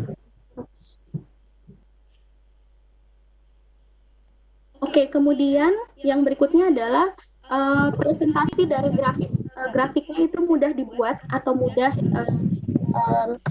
dieksekusi oleh siswa.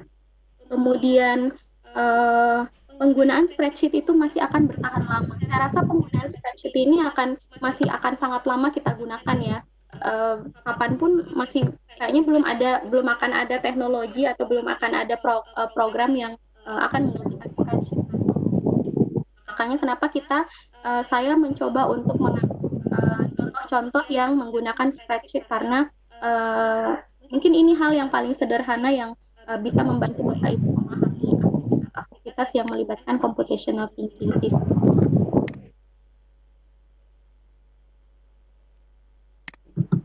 Baik, sekarang kita coba untuk melihat beberapa eksplorasi spreadsheet ya, dalam hal pembelajaran matematika ya Bapak Ibu. Nah, salah satu aktivitasnya, ini aktivitas pertama, nama aktivitasnya itu adalah simulating queues atau mensimulasikan antrian.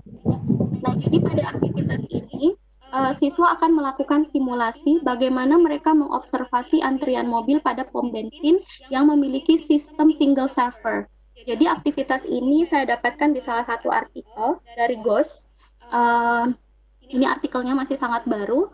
Nah, di sini siswa akan mencoba mensimulasikan antrian mobil pada pom bensin yang memiliki sistem single server. Jadi single server ini saya tidak tahu apakah sudah ada di Indonesia. Jadi kalau di beberapa negara, terutama di negara barat, itu memang ada pom bensin yang kita bisa ngisi sendiri.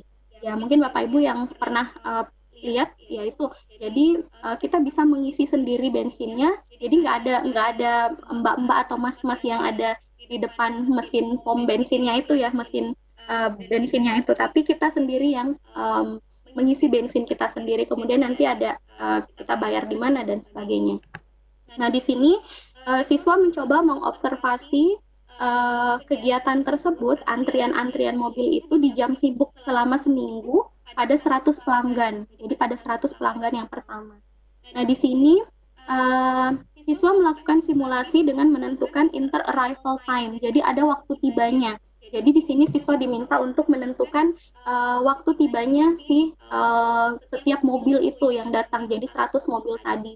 Kemudian yang kedua nanti mereka juga mensimulasikan service duration-nya atau waktu mereka mengisi bensinnya. Jadi waktu mereka mengisi bensin itu butuh berapa menit sih untuk mengisi bensinnya itu. Jadi di situ nanti mereka akan simulasikan. Jadi di sini mereka akan menentukan inter-arrival time-nya sama service duration-nya dengan menggunakan bilangan secara random. Jadi mereka akan memilih bilangan secara random. Jadi inter-arrival time-nya itu mereka pilih dari menit pertama sampai menit ke-6. Jadi mereka akan merandom angka, kemudian di service duration-nya mereka akan memilih angka 1 sampai 4 secara random.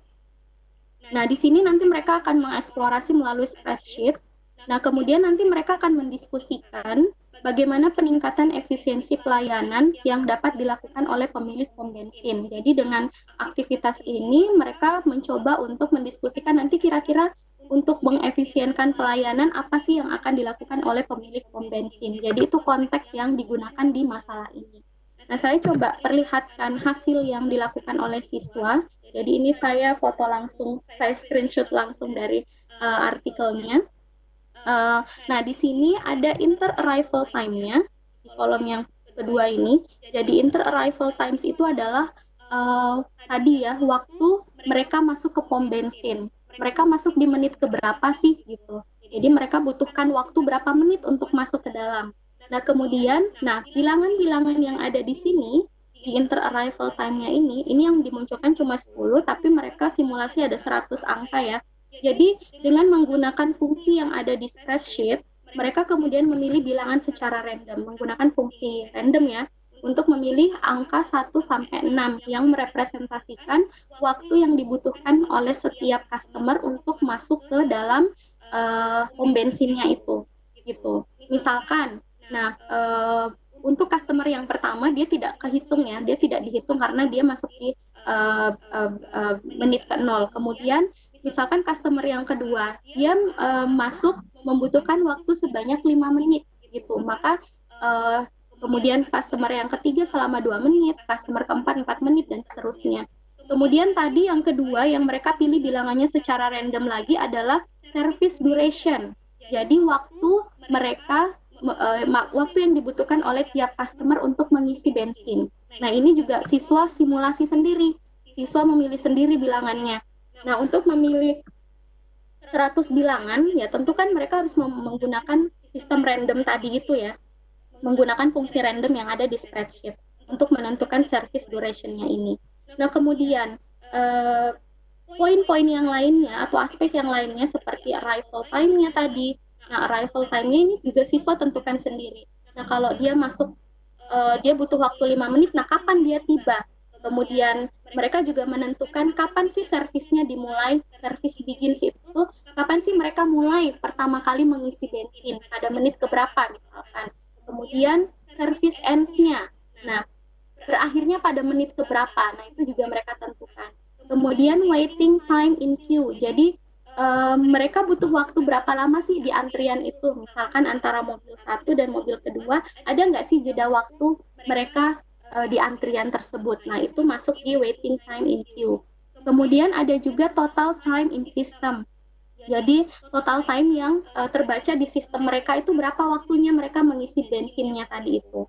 Nah, kemudian service idle time itu ini lebih kepada berapa lama sih si servernya itu tidak bekerja, atau selama berapa menit si servernya itu tidak jalan atau diam aja gitu. Jadi ya ini. Nah, angka-angka inilah yang kemudian ditentukan oleh siswa sendiri dengan mengeksplorasi spreadsheet tadi itu. Misalkan mereka menentukan arrival time-nya. Nah, arrival time-nya ini gimana mereka menentukan? Misalkan customer yang pertama, tentu arrival time-nya dia masuk ke startnya di menit ke-0. Kemudian, nah misalkan untuk customer yang kedua. Nah, untuk customer yang kedua, nah karena dia membutuhkan waktu 5 menit untuk masuk, berarti dia tiba di menit yang kelima. Oke, dia tiba di menit yang kelima. Kemudian karena dia butuh waktu service duration-nya itu 1 menit, jadi ini semua dalam menit ya Bapak Ibu.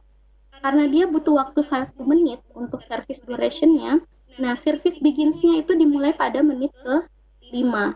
Kemudian karena service duration-nya, durasi dia mengisi bensin adalah 1 menit, ya, berarti dia akan berakhir di menit yang ke-6. Nah, kemudian di waiting time in queue, karena tadi yang customer yang pertama ini sudah selesai di menit yang kedua, nah yang si customer yang kedua ini kan tidak menunggu ya, karena dia sendiri masuk di menit yang kelima. Berarti dia tidak menunggu si customer pertama sudah pulang, dia baru masuk 3 menit kemudian. Jadi dia tidak ada waiting time in queue-nya. Kemudian total time in system. Total time in system itu apa? Oh, ternyata itu terkait dengan service duration-nya. Karena tadi dia membutuhkan waktu 1 menit untuk mengisi bensin, maka total time di sistem yang terbaca, berapa lama dia mengisi bensin, yang terbaca itu adalah service duration-nya. Sama dengan service duration. Nah, kemudian service idle time-nya ya, karena tadi dari customer yang pertama ke customer yang kedua itu bedanya 3 menit, maka kan si servernya itu diam atau tidak bekerja itu selama 3 menit. Jadi ada jeda waktu 3 menit si servernya itu tidak bekerja. Nah, angka-angka yang ada di dalam kolom ini, yang ada di dalam tabel ini, inilah yang siswa formulasikan. Dengan menggunakan spreadsheet, mereka mengelola angka-angka yang ada di dalam ini. Jadi tidak hanya sekedar mengisi si angka-angka itu tadi, mengisi tabel-tabelnya tadi, kolom-kolomnya itu. Tapi di sini ya mereka melakukan proses berpikir juga. Nah, untuk menentukan arrival time-nya itu apa yang harus dia lakukan? Untuk menentukan service begins-nya itu apa yang mereka harus lakukan? Apa yang harus mereka eksplorasi? Nah, dari sini, karena tadi yang akan didiskusikan itu adalah bagaimana meningkatkan efisiensi pelayanan, nah di sini siswa mendiskusikan lagi untuk menentukan efisiensi pelayanannya, mungkin kita bisa menentukan average waiting time-nya, atau rata-rata waktu menunggunya tiap kendaraan itu berapa. Kemudian average service time-nya, rata-rata waktu setiap customer itu mengisi bensin misalkan. Kemudian average service idle time-nya. Nah, berapa lama sih rata-rata si server itu diam atau tidak beroperasi atau tidak bekerja. Nah, angka-angka inilah nanti yang kemudian nanti akan mereka diskusikan dari eksplorasi yang ada di spreadsheet ini. Jadi tidak hanya sekedar mengisi spreadsheet-nya tadi ini. Jadi tidak hanya teknikalnya, bagaimana mereka mengisi, oh kalau arrival time contohnya, oh saya tambah-tambah aja gitu. Tidak seperti itu, tapi esensi mengapa mereka menambah, nah itu juga yang akan mereka diskusikan gitu. Jadi memformulasi apa yang ada di tabel inilah yang melibatkan computational thinking-nya siswa.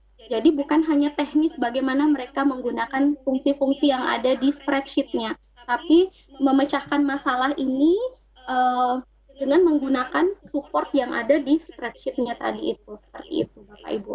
Ini aktivitas yang pertama. Jadi nanti di akhir, siswa akan mendiskusikan peningkatan efisiensi pelayanan yang dapat dilakukan oleh pemilik pom bensin berdasarkan informasi yang diperoleh oleh siswa dari eksplorasi di atas. Gitu. Jadi ini contoh aktivitas yang pertama. Jadi seperti tadi pertanyaan Pak Kai contohnya di statistik, nah ini salah satu contoh di statistik itu bagaimana mereka menggunakan yaitu average, menggunakan data-data yang ada di sini untuk mendiskusikan bagaimana meningkatkan efisiensi pelayanan. Gitu. Nah, saya rasa aktivitas ini cukup meaningful ya, sangat meaningful malah menurut saya karena konteksnya juga saya mungkin konteksnya tidak relate di Indonesia, tapi konteksnya ini menurut saya cukup meaningful ya untuk walaupun mungkin tidak ada di Indonesia pun, tapi saya rasa konteks ini tetap bisa kita bawa karena menurut saya sangat meaningful untuk bisa membawa konteks ini. Yang waiting time in queue itu gimana maksudnya? Oke, waiting time in queue ini Bapak lebih ke waktu mereka menunggu. Contohnya gini, antara customer yang pertama dan kedua ya. Customer yang pertama itu kan selesai mengisi bensinnya di menit kedua kan ya Pak? Oke. Dia selesai di menit kedua. Kemudian customer yang kedua dia masuk pada menit ke-5. Dia masuk pada menit ke-5. Nah, customer kedua ini dia menunggu atau tidak? Dia nunggu di antrian atau tidak? Nunggu di antrian atau tidak, harusnya nunggu atau gimana? Tidak menunggu malah Bapak. Karena ini. Menunggu karena? Oke. Tadi customer pertama datang, kemudian dia selesai, dia keluar. Oke. Oh iya.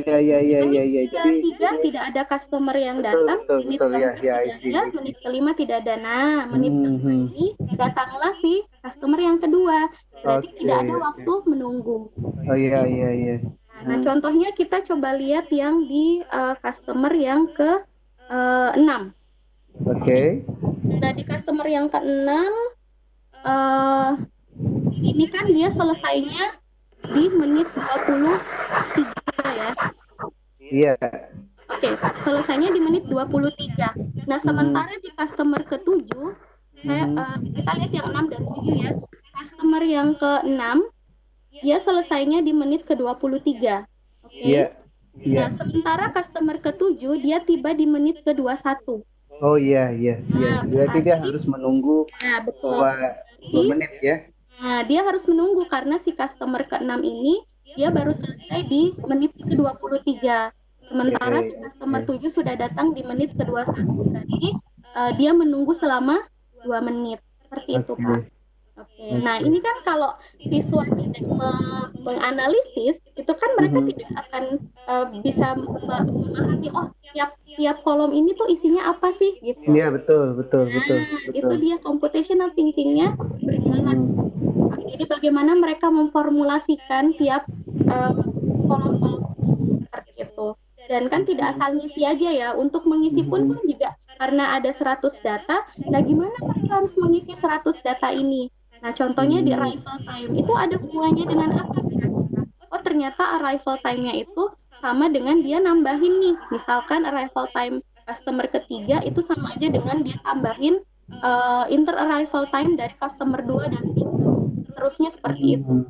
Nah, itu kan mereka sudah melihat tuh, oh ada formulanya seperti itu. Oh, algoritma yang harus saya pakai untuk yang ini, langkah saya harus pakai adalah saya harus menggunakan fungsi apa misalkan di spreadsheet. Dan misalkan di kolom yang lain lagi seperti apa. Nah, itu bagaimana mereka mengisi tabel ini, bagaimana mereka memecahkan masalah, nah itulah computational thinking. Oke. Seperti itu. Kalau server idle time itu maksudnya? Server idle time itu adalah waktu jadi kan ini ada server nih. Jadi ada server yang membaca pergerakan customer itu.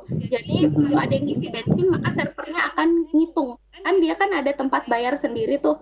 Iya. Di servernya itu akan membaca. Nah, kalau server idle time itu adalah waktu di mana si servernya itu tidak membaca apa-apa. Jadi diam. dapat angka 3, 1, 2 itu. Nah, 3 ini kan gini. Oke, si customer pertama datang selesainya kan di menit kedua ya. Iya. Oke, kemudian di menit ketiga kan tidak ada orang yang ngisi. Berarti servernya Oh, nggak jalan. Menit keempat juga nggak ada yang ngisi karena servernya nggak jalan. Menit kelima juga nggak ya, belum baru masuk di menit kelima. Berarti kan ada jeda 3 menit. Ada 3 menit. Iya, iya.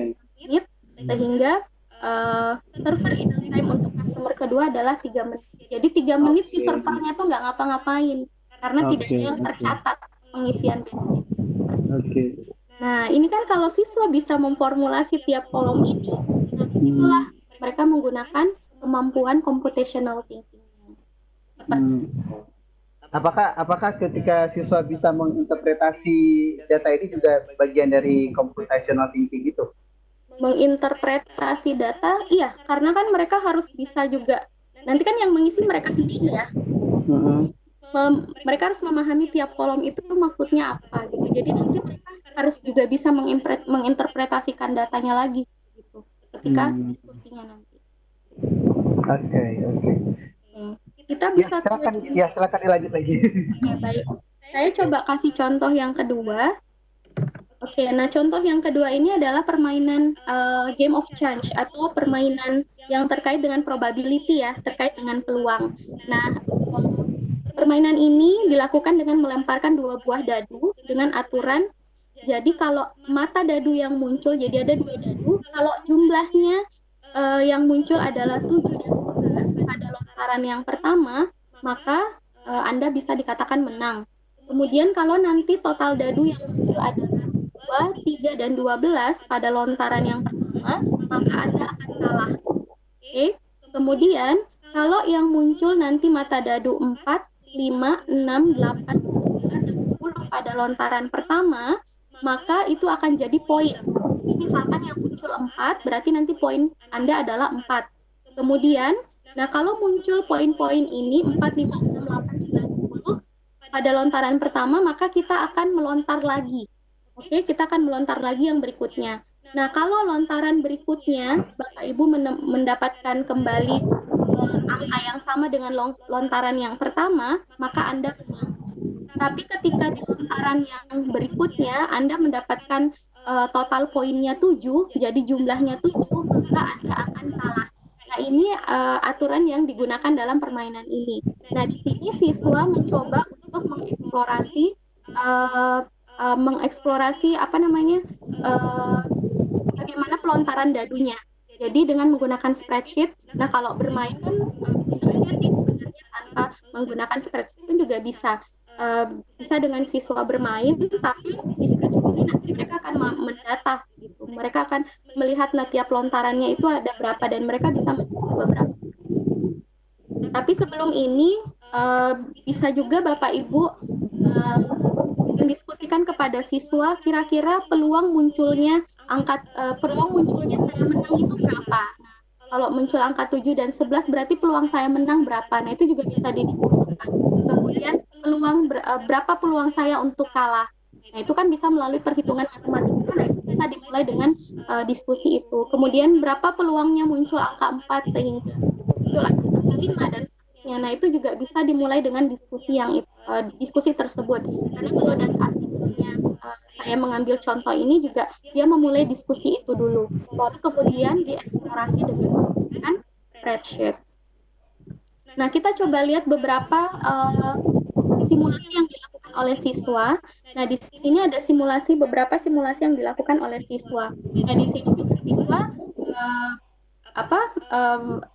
menentukan angka-angka di dadu yang pertama dan dadu yang kedua ini kan mereka bisa menggunakan fungsi random ya, jadi tidak hanya asal mengisi angka saja, tapi untuk efisiensinya mereka bisa menggunakan fungsi random yang ada di spreadsheet seperti itu. Nah kemudian, misalkan yang ini mereka sudah simulasi nih jumlah mata pertama dadu yang pertama muncul berapa, dadu yang kedua muncul dan jumlahnya berapa. Nah misalkan di contoh yang pertama ini simulasi yang pertama ini juga menemukan angka 7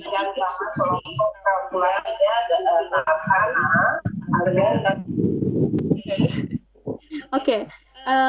Nah, ternyata di lontaran pertama dia sudah mendapatkan angka 7. Dan tadi aturannya kalau lontaran pertama dia sudah mendapatkan angka 7, berarti bisa kita katakan dia menang ya, sesuai aturannya tadi, maka menang. Nah, kemudian apakah gamenya harus kita continue? Apakah gamenya harus kita lanjutkan lontarannya? Oh, tidak perlu kita lanjutkan. Nah, tetapi no di sini dan yes di sini itu juga kan tidak asal diisi oleh siswa. Gitu. Jadi dengan melihat ini, nah mereka kan bisa melihat hubungannya. Untuk bisa mengisi yes atau no di sini terkait dengan ini apa yang harus saya lakukan. Nah, di sini kan masuk lagi fungsi if ya yang ada di spreadsheet ya.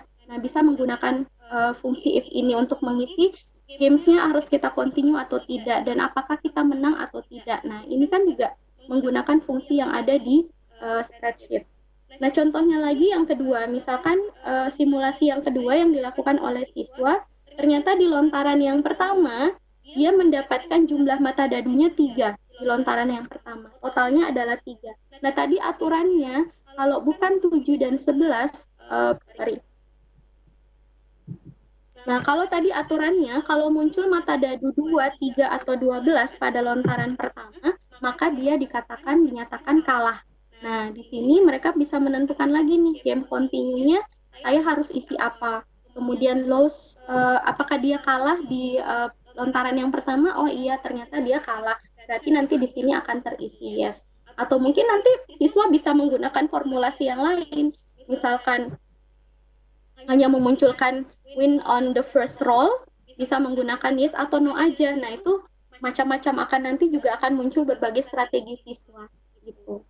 Kemudian, misalkan lagi di lontaran yang berikutnya. Nah, contohnya lagi yang ketiga ini, di simulasi yang ketiga, siswa menemukan bahwa, di lontaran pertama dia mendapatkan angka 10. Nah, tadi kan dia masuk ke aturan yang ketiga ya. Berarti 10 ini 10 ini adalah poin dia, tapi dia harus melontar lagi. Makanya terisi yes di sini. Kemudian dia lontar lagi, ternyata jumlahnya adalah 5. Berarti dia harus melontar lagi, dan seterusnya.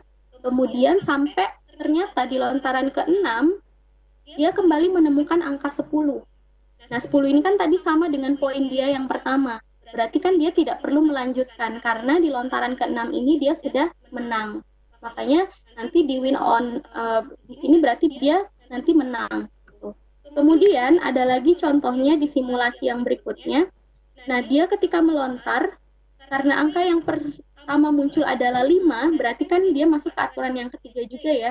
Berarti dia harus melanjutkan lontarannya, makanya di sini dimasukkan fungsi yes-nya, kemudian jawaban yes-nya. Kemudian dia melontar lagi, dia dapat 4, berarti dia harus melontar lagi, karena belum ketemu poin 5 dan 7. Kemudian dia lontar lagi, oh ternyata dia ketemu angka 7. Tadi aturannya kalau dia mendapat poin 7, berarti dia terhitung kalah. Nah, berarti dia tidak perlu melanjutkan lontarannya lagi, tetapi dia sudah kalah karena dia sudah kalah. Nah, ini bentuk simulasi yang dilakukan oleh bisa dilakukan oleh siswa. Nah, untuk mengisi kolom-kolom ini ya tentu dengan strategi yang digunakan oleh siswa juga. Jadi kita guru tidak perlu juga mendikte bahwa di sini nanti ada game continuous, kemudian ada win on first roll, lose on first roll. Jadi anak-anak bisa memformulasikan sendiri layar spreadsheet-nya ini akan dibuat seperti apa sehingga mereka bisa menampilkan simulasinya seperti itu. Ada pertanyaan untuk contoh ini? Oke, ini contohnya sudah habis atau bagaimana? Atau kita buka sesi pertanyaan lagi? Masih ada satu contoh sih, Pak. Atau karena kayaknya untuk yang ini tidak ada, kita lanjut satu contoh lagi, kemudian kita berikan pertanyaan kepada beberapa, karena saya sudah janji sama Pak Antonius tadi. Dia silakan dilanjut dulu. Baik, kita lanjutkan dulu ya. Nah, untuk contoh yang ketiga ini menurut saya contoh yang sangat menarik ya, sangat menarik. Saya ambil dari salah satu artikel juga. Saya lupa menaruh sumbernya. Nah, di sini aktivitasnya adalah planning a lemonade stand. Jadi siswa akan membuat stand minuman ya. Jadi lemonade. Jadi mereka akan membuat stand minuman. Jadi siswa diberikan proyek untuk berpartisipasi dalam acara penggalangan dana untuk menjual lemonade itu apa ya? Minuman limun gitu ya. semacam ya soft drink apa-apalah. Yang hasil penjualannya nanti akan disumbangkan kepada yang membutuhkan. Nah, di sini siswa akan mendiskusikan hal-hal yang mereka butuhkan hingga menghitung harga jual lemonade dan keuntungan yang akan mereka peroleh dari penjualan. Jadi di sini siswa mendiskusikan gimana sih saya menentukan harga jual lemonade saya nanti.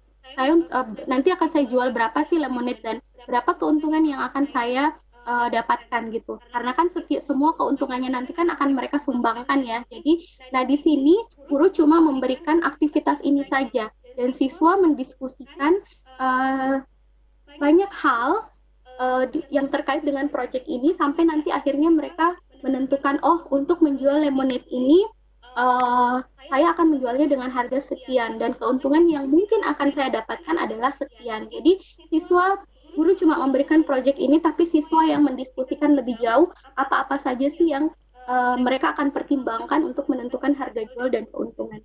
Nah, ini contoh yang sangat menarik sekali menurut saya karena guru betul-betul memberikan kesempatan kepada siswa untuk mendiskusikan proyek ini lebih dalam bersama kelompoknya. Nah, ini ada salah satu jawaban dari siswa. Semoga ini jelas ya Bapak Ibu. Nah, di sini salah satu siswa ini punya Carlos dan Oscar ya, salah satu siswanya. Nah, di sini mereka menuliskan beberapa aspek yang akan mereka pertimbangkan untuk menentukan harga jual satu gelas atau satu cup lemonade-nya itu. Jadi mereka sebut ini sebagai preliminary plan atau plan awal ya. Nah, di sini mereka mempertimbangkan beberapa hal seperti kita akan acaranya itu buka setiap Sabtu dan Minggu sore dalam 2 pekan, berarti ada 4 hari. Kemudian mereka tidak akan memungut pajak karena ini adalah untuk charity, jadi mereka tahu bahwa si penyelenggaranya itu ya tidak memungut pajak karena nanti semua penjualannya akan untuk charity atau untuk disumbangkan. Kemudian hal lain apa yang mereka pertimbangkan lagi? Ternyata mereka mempertimbangkan nanti table dan kontainernya itu akan saya pinjam. Gitu. Saya tidak beli, saya akan pinjam aja. Kemudian yang berikutnya lagi adalah dalam satu untuk cupnya sendiri, untuk cupnya mereka tidak perlu membeli cup satu cup, tapi mereka cukup beli satu paket cup. Nah, satu paket cup itu isinya 10 cup. Jadi kayak kalau kita beli gelas-gelas plastik itu kan biasanya langsung rentengan banyak ya. Nah, itu mereka pertimbangkan itu. Jadi mereka beli aja yang satu pak isinya 100.000 gitu. Kemudian mereka akan merefrigerate atau mereka akan menyimpan lemonade yang tidak habis di hari Sabtu. Nah, itu juga mempertimbangkan itu dan beberapa hal yang lainnya yang ada di bawah ini yang mereka pertimbangkan nantinya. Kemudian mereka lanjut untuk mulai hitung-hitungan nih. Nah, di sini nih menarik nih karena ini dilakukan sendiri oleh siswa dan menggunakan spreadsheet ini. Jadi mereka betul-betul menghitung sendiri. Mulai dari resep 1 galonnya. Oke, 1 galon itu saya butuh apa aja sih untuk bikin 1 galon lemonade itu? Saya butuh lemon. Kemudian 2 cup lemon. Kemudian saya butuh gula, saya butuh air hangat, saya butuh air dingin sebanyak ini. Nah, ini mereka pertimbangkan sendiri untuk resepinya. Kemudian ada nggak sih variabel yang konstan? Variabel yang konstan tadi itu lemon per pound-nya harganya berapa, kemudian cups per galonnya ada berapa, dan sebagainya. Kemudian mereka juga mempertimbangkan fixed cost-nya. Fixed cost-nya, cup-nya itu saya udah beli yang 24 untuk yang 1000 cup, dan sebagainya. Kemudian ice yang akan mereka beli ada berapa, nah itu dipertimbangkan semua. Kemudian total yang habis ada berapa, nah mereka hitung sendiri. Kemudian mereka juga memperhitungkan variabel cost-nya, beberapa variabel yang mereka pertimbangkan seperti gula, lemon, dan air ya. Nah, di sini ya mereka tahu bahwa air itu nggak perlu dibeli, jadi ya itu gratis gitu. Kemudian mereka akan lakukan perhitungan segala macam. Tentu mereka cari tahu ya harganya berapa dan sebagainya. Kemudian mereka sampai bahwa totalnya nanti adalah total pengeluarannya itu adalah $115 sekian. Kemudian, bagaimana selling price-nya nih? Bagaimana nih harga jualnya? Nah, harga jualnya ada berapa? Nah, mereka kemudian memperhitungkan untuk satu cupnya itu, oh ternyata mereka akan jual dengan harga sekian. Kemudian satu galonnya itu harga per galonnya jadi sekian. Kemudian mereka akan dapat untuk harga jualnya itu totalnya adalah 219 sekian dolar. Nah, kemudian dari sini mereka bisa menentukan nih, oh berarti berapa ya profit yang akan saya dapatkan. Nah, profit ini kan mereka dapatkan dari harga yang ini ya, expenses price-nya dan selling price-nya ini $219. Ketika mereka kurangkan, nanti mereka akan mendapatkan, oh keuntungan yang akan saya dapatkan adalah sekian. Oh berarti sekian nanti yang akan saya sumbangkan kepada tadi di charity, acara charity tadi itu. Nah ini semua adalah yang siswa perhitungkan. Jadi banyak aspek yang mereka perhitungkan. Ini kan modelnya sama dengan ketika tadi masalah brownies itu ya, gitu. Jadi bagaimana mereka memformulasikan dulu, oh aspek apa aja sih yang harus saya pertimbangkan nih, kemudian apa yang harus saya lakukan, kemudian sampai akhirnya mereka menemukan formulasi ini yang mereka tuangkan di spreadsheet. Mereka menggunakan spreadsheet untuk membuat preliminary plan-nya ini gitu. Sehingga mereka akhirnya bisa tahu, oh profit yang akan saya dapatkan adalah sekian gitu. Nah di sini kan mungkin kalau siswa apa namanya, ada juga yang nekat-nekat aja ya menjual sekian, ya udah saya jual sekian gitu, tapi tidak memperhitungkan ini. Tapi di aktivitas ini siswa diajak untuk berpikir dan apa namanya mempertimbangkan berbagai aspek untuk menentukan profitnya tadi, untuk menentukan harga jualnya, menentukan harga belinya. Nah itu mereka semua pertimbangkan di situ. Jadi aktivitas ini menurut saya sangat-sangat meaningful. Oke. Ada pertanyaan Bapak Ibu sampai di sini? Oke, menarik sekali yang eksplorasinya ternyata.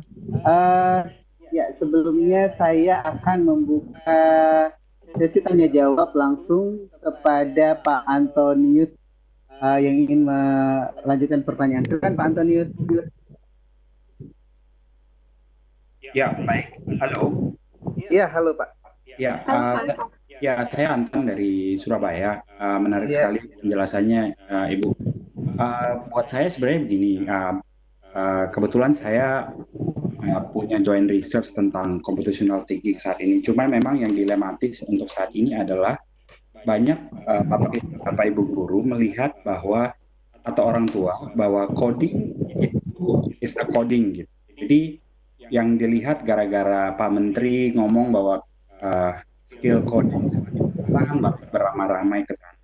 Nah, berdasarkan itulah pertanyaan saya adalah, tadi itu sebenarnya esensialnya apa sih sebenarnya computational thinking ini? Padahal computational thinking itu kan nggak melulu juga, tadi kayak Ibu jelaskan kayak cara bikin cake aja sebenarnya ada computational thinking di situ gitu.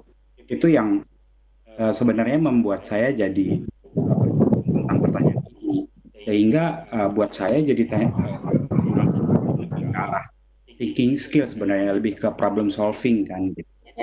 Nah, terkait tentang contoh-contoh yang diberikan memang sebenarnya menarik, tapi kalau buat saya itu dari contoh-contoh ini saya jadi nggak melihat di proses-prosesnya Bu gitu. Jadi di bagian mana sih? Saya tadi kayak ada pertanyaan interpretasi data. Interpretasi data itu dia masuk di abstrak atau di pattern atau di mana Bu? Itu masih kurang jelas. Kebetulan saya punya penelitian simulasi kayak gitu, mungkin kelihatannya kayak pada akhirnya jadi kayak cuma masukin data gitu. Itu yang pertanyaan dari saya. Terima kasih. Oke, terima kasih. Langsung aja Ibu. Oke, saya langsung saja ya. Oke, jadi memang ya ini pertanyaan menarik sekali. Esensi dari Siti itu apa sih? Itu juga adalah pertanyaan yang pertama sekali muncul di benak saya ketika membaca tentang computational thinking. Sebenarnya esensinya apa sih? Apakah karena di awal saya punya gambaran bahwa Siti itu terkait dengan pelajaran coding, terkait dengan bagaimana siswa ya coding yang saat ini benar-benar sangat booming ya, bisa kita bilang.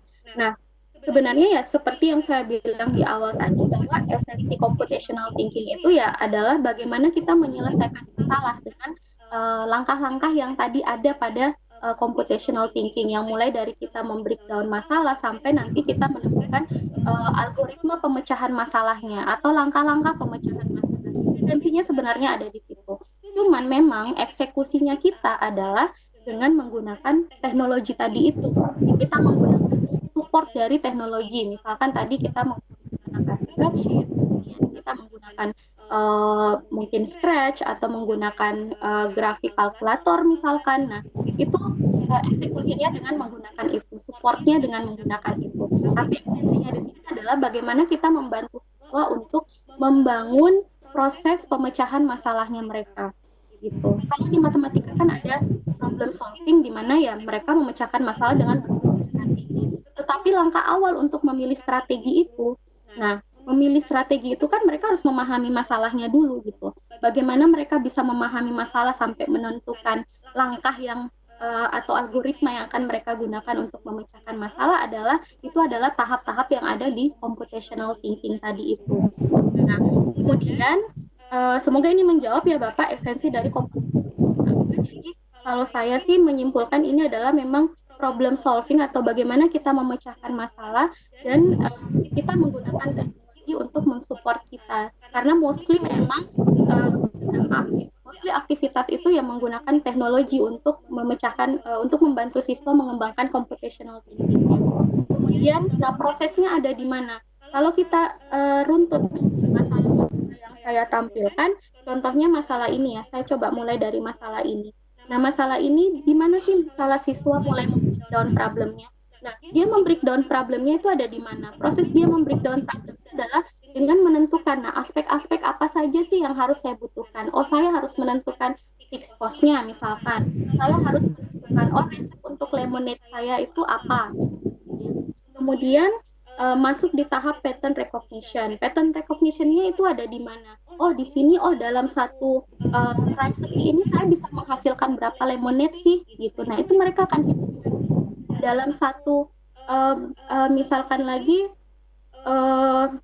ya itu tadi ya, untuk cost-nya ada berapa? Cost-nya berapa? Saya butuh berapa aja sih tiap recipe ini untuk menghasilkan lemonade tadi itu. Kemudian masuk di abstraksi. Nah, di abstraksi itu kan mereka juga harus mempertimbangkan variabel yang lain tadi. Nah, mereka mengeneralisasi tadi beberapa variabel. Misalkan, oh oke, kalau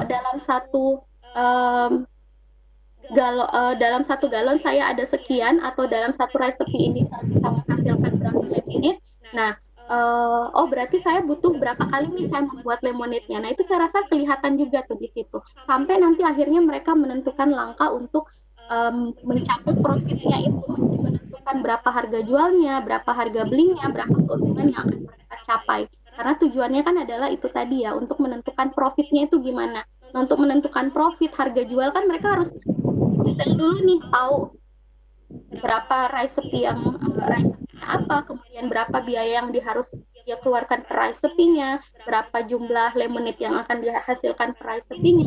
Itu tahapannya kan saya rasa bisa kita lihat di situ tahapannya mana siswa betul-betul terlibat di situ untuk menyelesaikan masalah itu.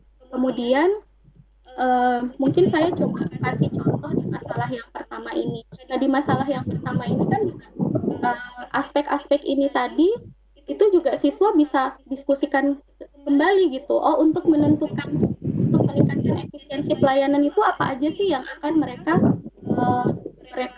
diskusikan, atau aspek apa yang akan mereka pertimbangkan gitu. Nah di sini juga saya rasa menarik ya aktivitas ini. Jadi di sini aspek-aspek ini juga bisa mereka diskusikan kembali dengan siswa. Jadi tidak hanya sekedar memasukkan angka-angka ini atau menentukan angka-angka ini di penyelesaian masalah di menentukan angka-angka ini gitu di tiap kelompok ini.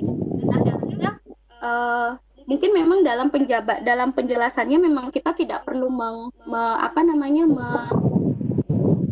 merunutkan menjabarkan ke siswa, oke, tahap ini kamu harus melakukan ini, tahap pattern recognition kamu harus lakukan ini, karena itu memang akan berjalan gitu. Dan harapannya itu nanti ya memang dengan masalah-masalah yang lain mereka akan menggunakan step itu, tapi memang ya tidak kita tentukan, oke, kamu tahap ini harus melakukan ini, tahap ini melakukan ini. Jadi itu akan kelihatan sendiri prosesnya. Oh, siswa saya sudah mulai nih berproses seperti itu untuk memformulasi masalahnya. Mungkin itu yang bisa saya jawab, Bapak. Semoga menjawab pertanyaan Pak siapa? Pak Anton ya tadi? Pak Antonius. Pak Antonius, oke. Iya. Pak Antonius gimana?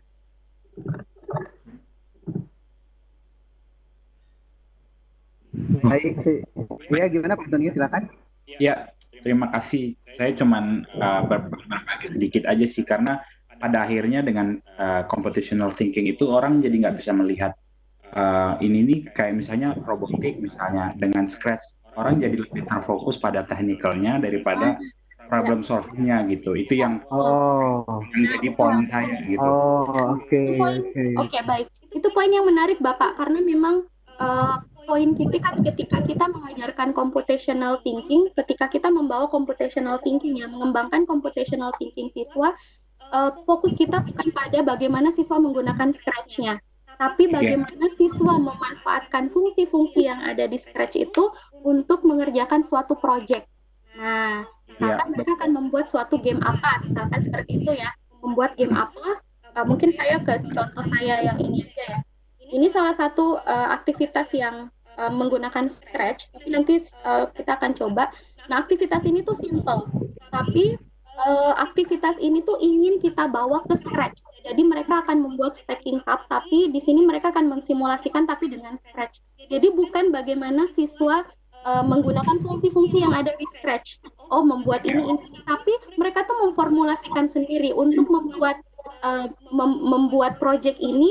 Fungsi-fungsi yang ada di Scratch itu akan saya apakan sehingga project saya ini tuh bisa berhasil. Nah, itu esensi dari computational thinking, Bapak. Jadi bukan bagaimana teknikalnya di Scratch-nya. Sama dengan kita kembali ke spreadsheet, sama dengan spreadsheet. Jadi kalau spreadsheet sendiri bukan pada bagaimana siswa tahu fungsi random itu ini, fungsi menentukan average itu ini, menentukan sum itu ini, tidak. Jadi harapannya adalah itu sudah diketahui oleh siswa, itu sudah dipahami oleh siswa.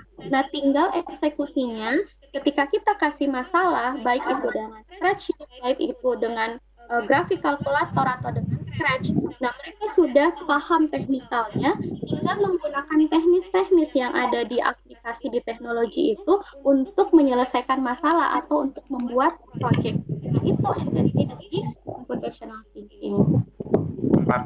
Terima kasih.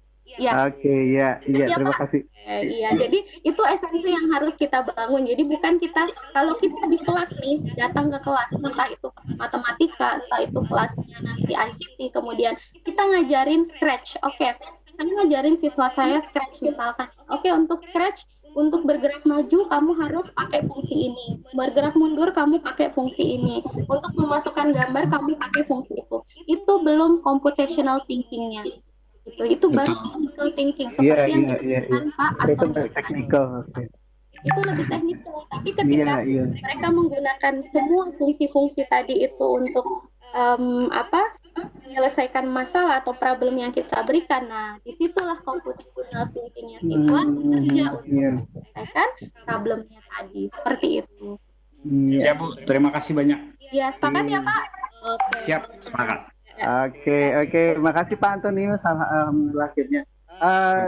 Kita sudah jam 9.16, tapi saya pikir satu pertanyaan lagi lah yang di teks ini dari Bu Chan. Untuk masalah yang di pompa bensin, mungkin sebaiknya mereka menginput data dari observasi langsung atau mengamati video ya Bu. Karena kolom yang diinput cukup banyak sebelum memahami data. Oke, kalau mungkin kalau yang aktivitas yang ini ya, kalau yang saya tampilkan ini, mereka mensimulasi sendiri Bapak, gitu. Jadi yang tadi di ini, nah ini angka-angkanya ini mereka tidak menentukan sendiri. Kan kalau 100 data mereka harus berapa lama di pom bensin, misalkan seperti itu. Gitu. Jadi yang angka-angka di inter-arrival time sama service duration-nya ini, itu mereka menggunakan fungsi yang ada di spreadsheet. Gitu. Menggunakan random ya. Jadi mereka merandom angka dari 1 sampai 6 dan 1 sampai 4 seperti itu. Oke, baik. Kita sudah jam 21.17. Biasa kita sampai 21.00 loh Bu, tapi alhamdulillah malam hari ini masih bertahan cukup lumayan rame di room. Kita tadi sempat 50-an di room. Oh, Mungkin alhamdulillah. sebelum kita close, Bu Umi ingin berikan closing statement, silakan. Oke, mungkin yang terakhir ya, mungkin ada beberapa poin lagi Bapak terakhir. Boleh. Saya sebenarnya ada aktivitas computational thinking untuk Bapak Ibu. Oh, Jadi, oke, baik. ini boleh jadi tugas tidak? Oh, boleh, nggak apa-apa, nggak apa-apa. Oke, saya mau Bapak Ibu nanti ke link ini, jadi bit.ly /Siti Casio. Jadi nanti silakan Bapak Ibu ke link tersebut. Kemudian di situ ada beberapa aktivitas, kalau tidak salah ada 4 aktivitas yang saya berikan. Nah, silakan nanti Bapak Ibu coba ya untuk menyelesaikan aktivitas-aktivitas tersebut dengan menggunakan spreadsheet. Ya, jadi bit.ly /Siti Casio. Jadi ada beberapa aktivitasnya, ada tentang sequence, kemudian purchasing combination, kemudian ada stacking cups. Tadi saya bilang saya ngambilnya dari salah satu aktivitas yang ada di Scratch, Ya, tapi sekarang itu udah pernah saya bikin di Scratch juga yang stacking cup. Nah, sekarang gimana kalau kita mengeksplorasinya dengan spreadsheet? Nah, sekarang dicoba. Oke, kemudian, nah itu saja. Ada 4 aktivitas. Ini ada tenggat waktunya sampai kapan? Boleh sampai kapan aja, Mbak. Atau mungkin mau ditentukan? Nggak apa-apa, boleh sampai kapan aja juga nggak apa-apa. Iya, saya sih berharap bisa dikerjakan ya. Kemudian ya ada 4 masalah. Jadi ada sequence, ada purchasing combination, ada ordering food, ya. Kemudian ada stacking cup. Jadi nanti Bapak Ibu silahkan kerjakan. Kemudian nanti hasilnya, jadi dikerjakan di lembar Excel itu. Kemudian nanti hasilnya bisa di email ke saya, gitu.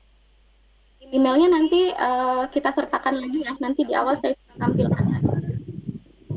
Mungkin untuk tugasnya, jadi nanti silakan Bapak Ibu eksplorasi ya, kira-kira gimana untuk menjawab pertanyaan-pertanyaan yang ada di spreadsheet tersebut. Oke, baik.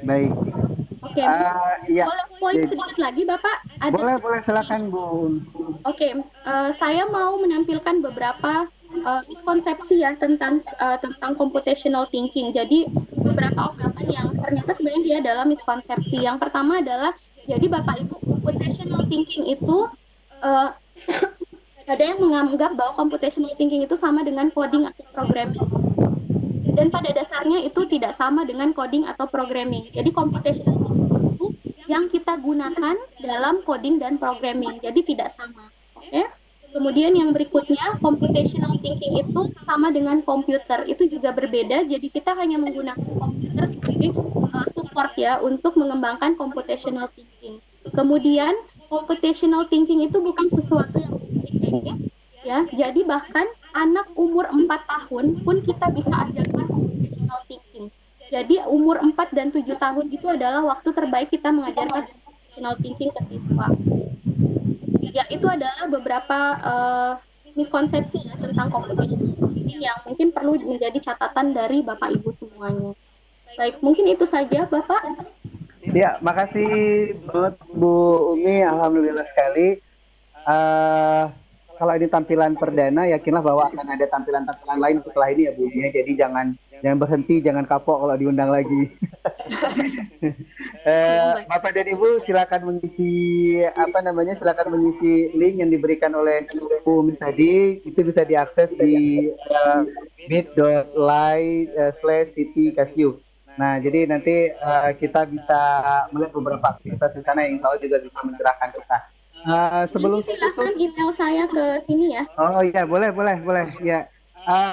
PPT ini akan Bapak Ibu peroleh nanti di rekaman LCSC ke-34 di akun YouTube kita, di akun YouTube LCSC. Di situ ada di deskripsinya, Bapak dan Ibu bisa download PPT-nya Bu Umi pada malam hari ini. Jadi jangan khawatir, tidak akan ketinggalan.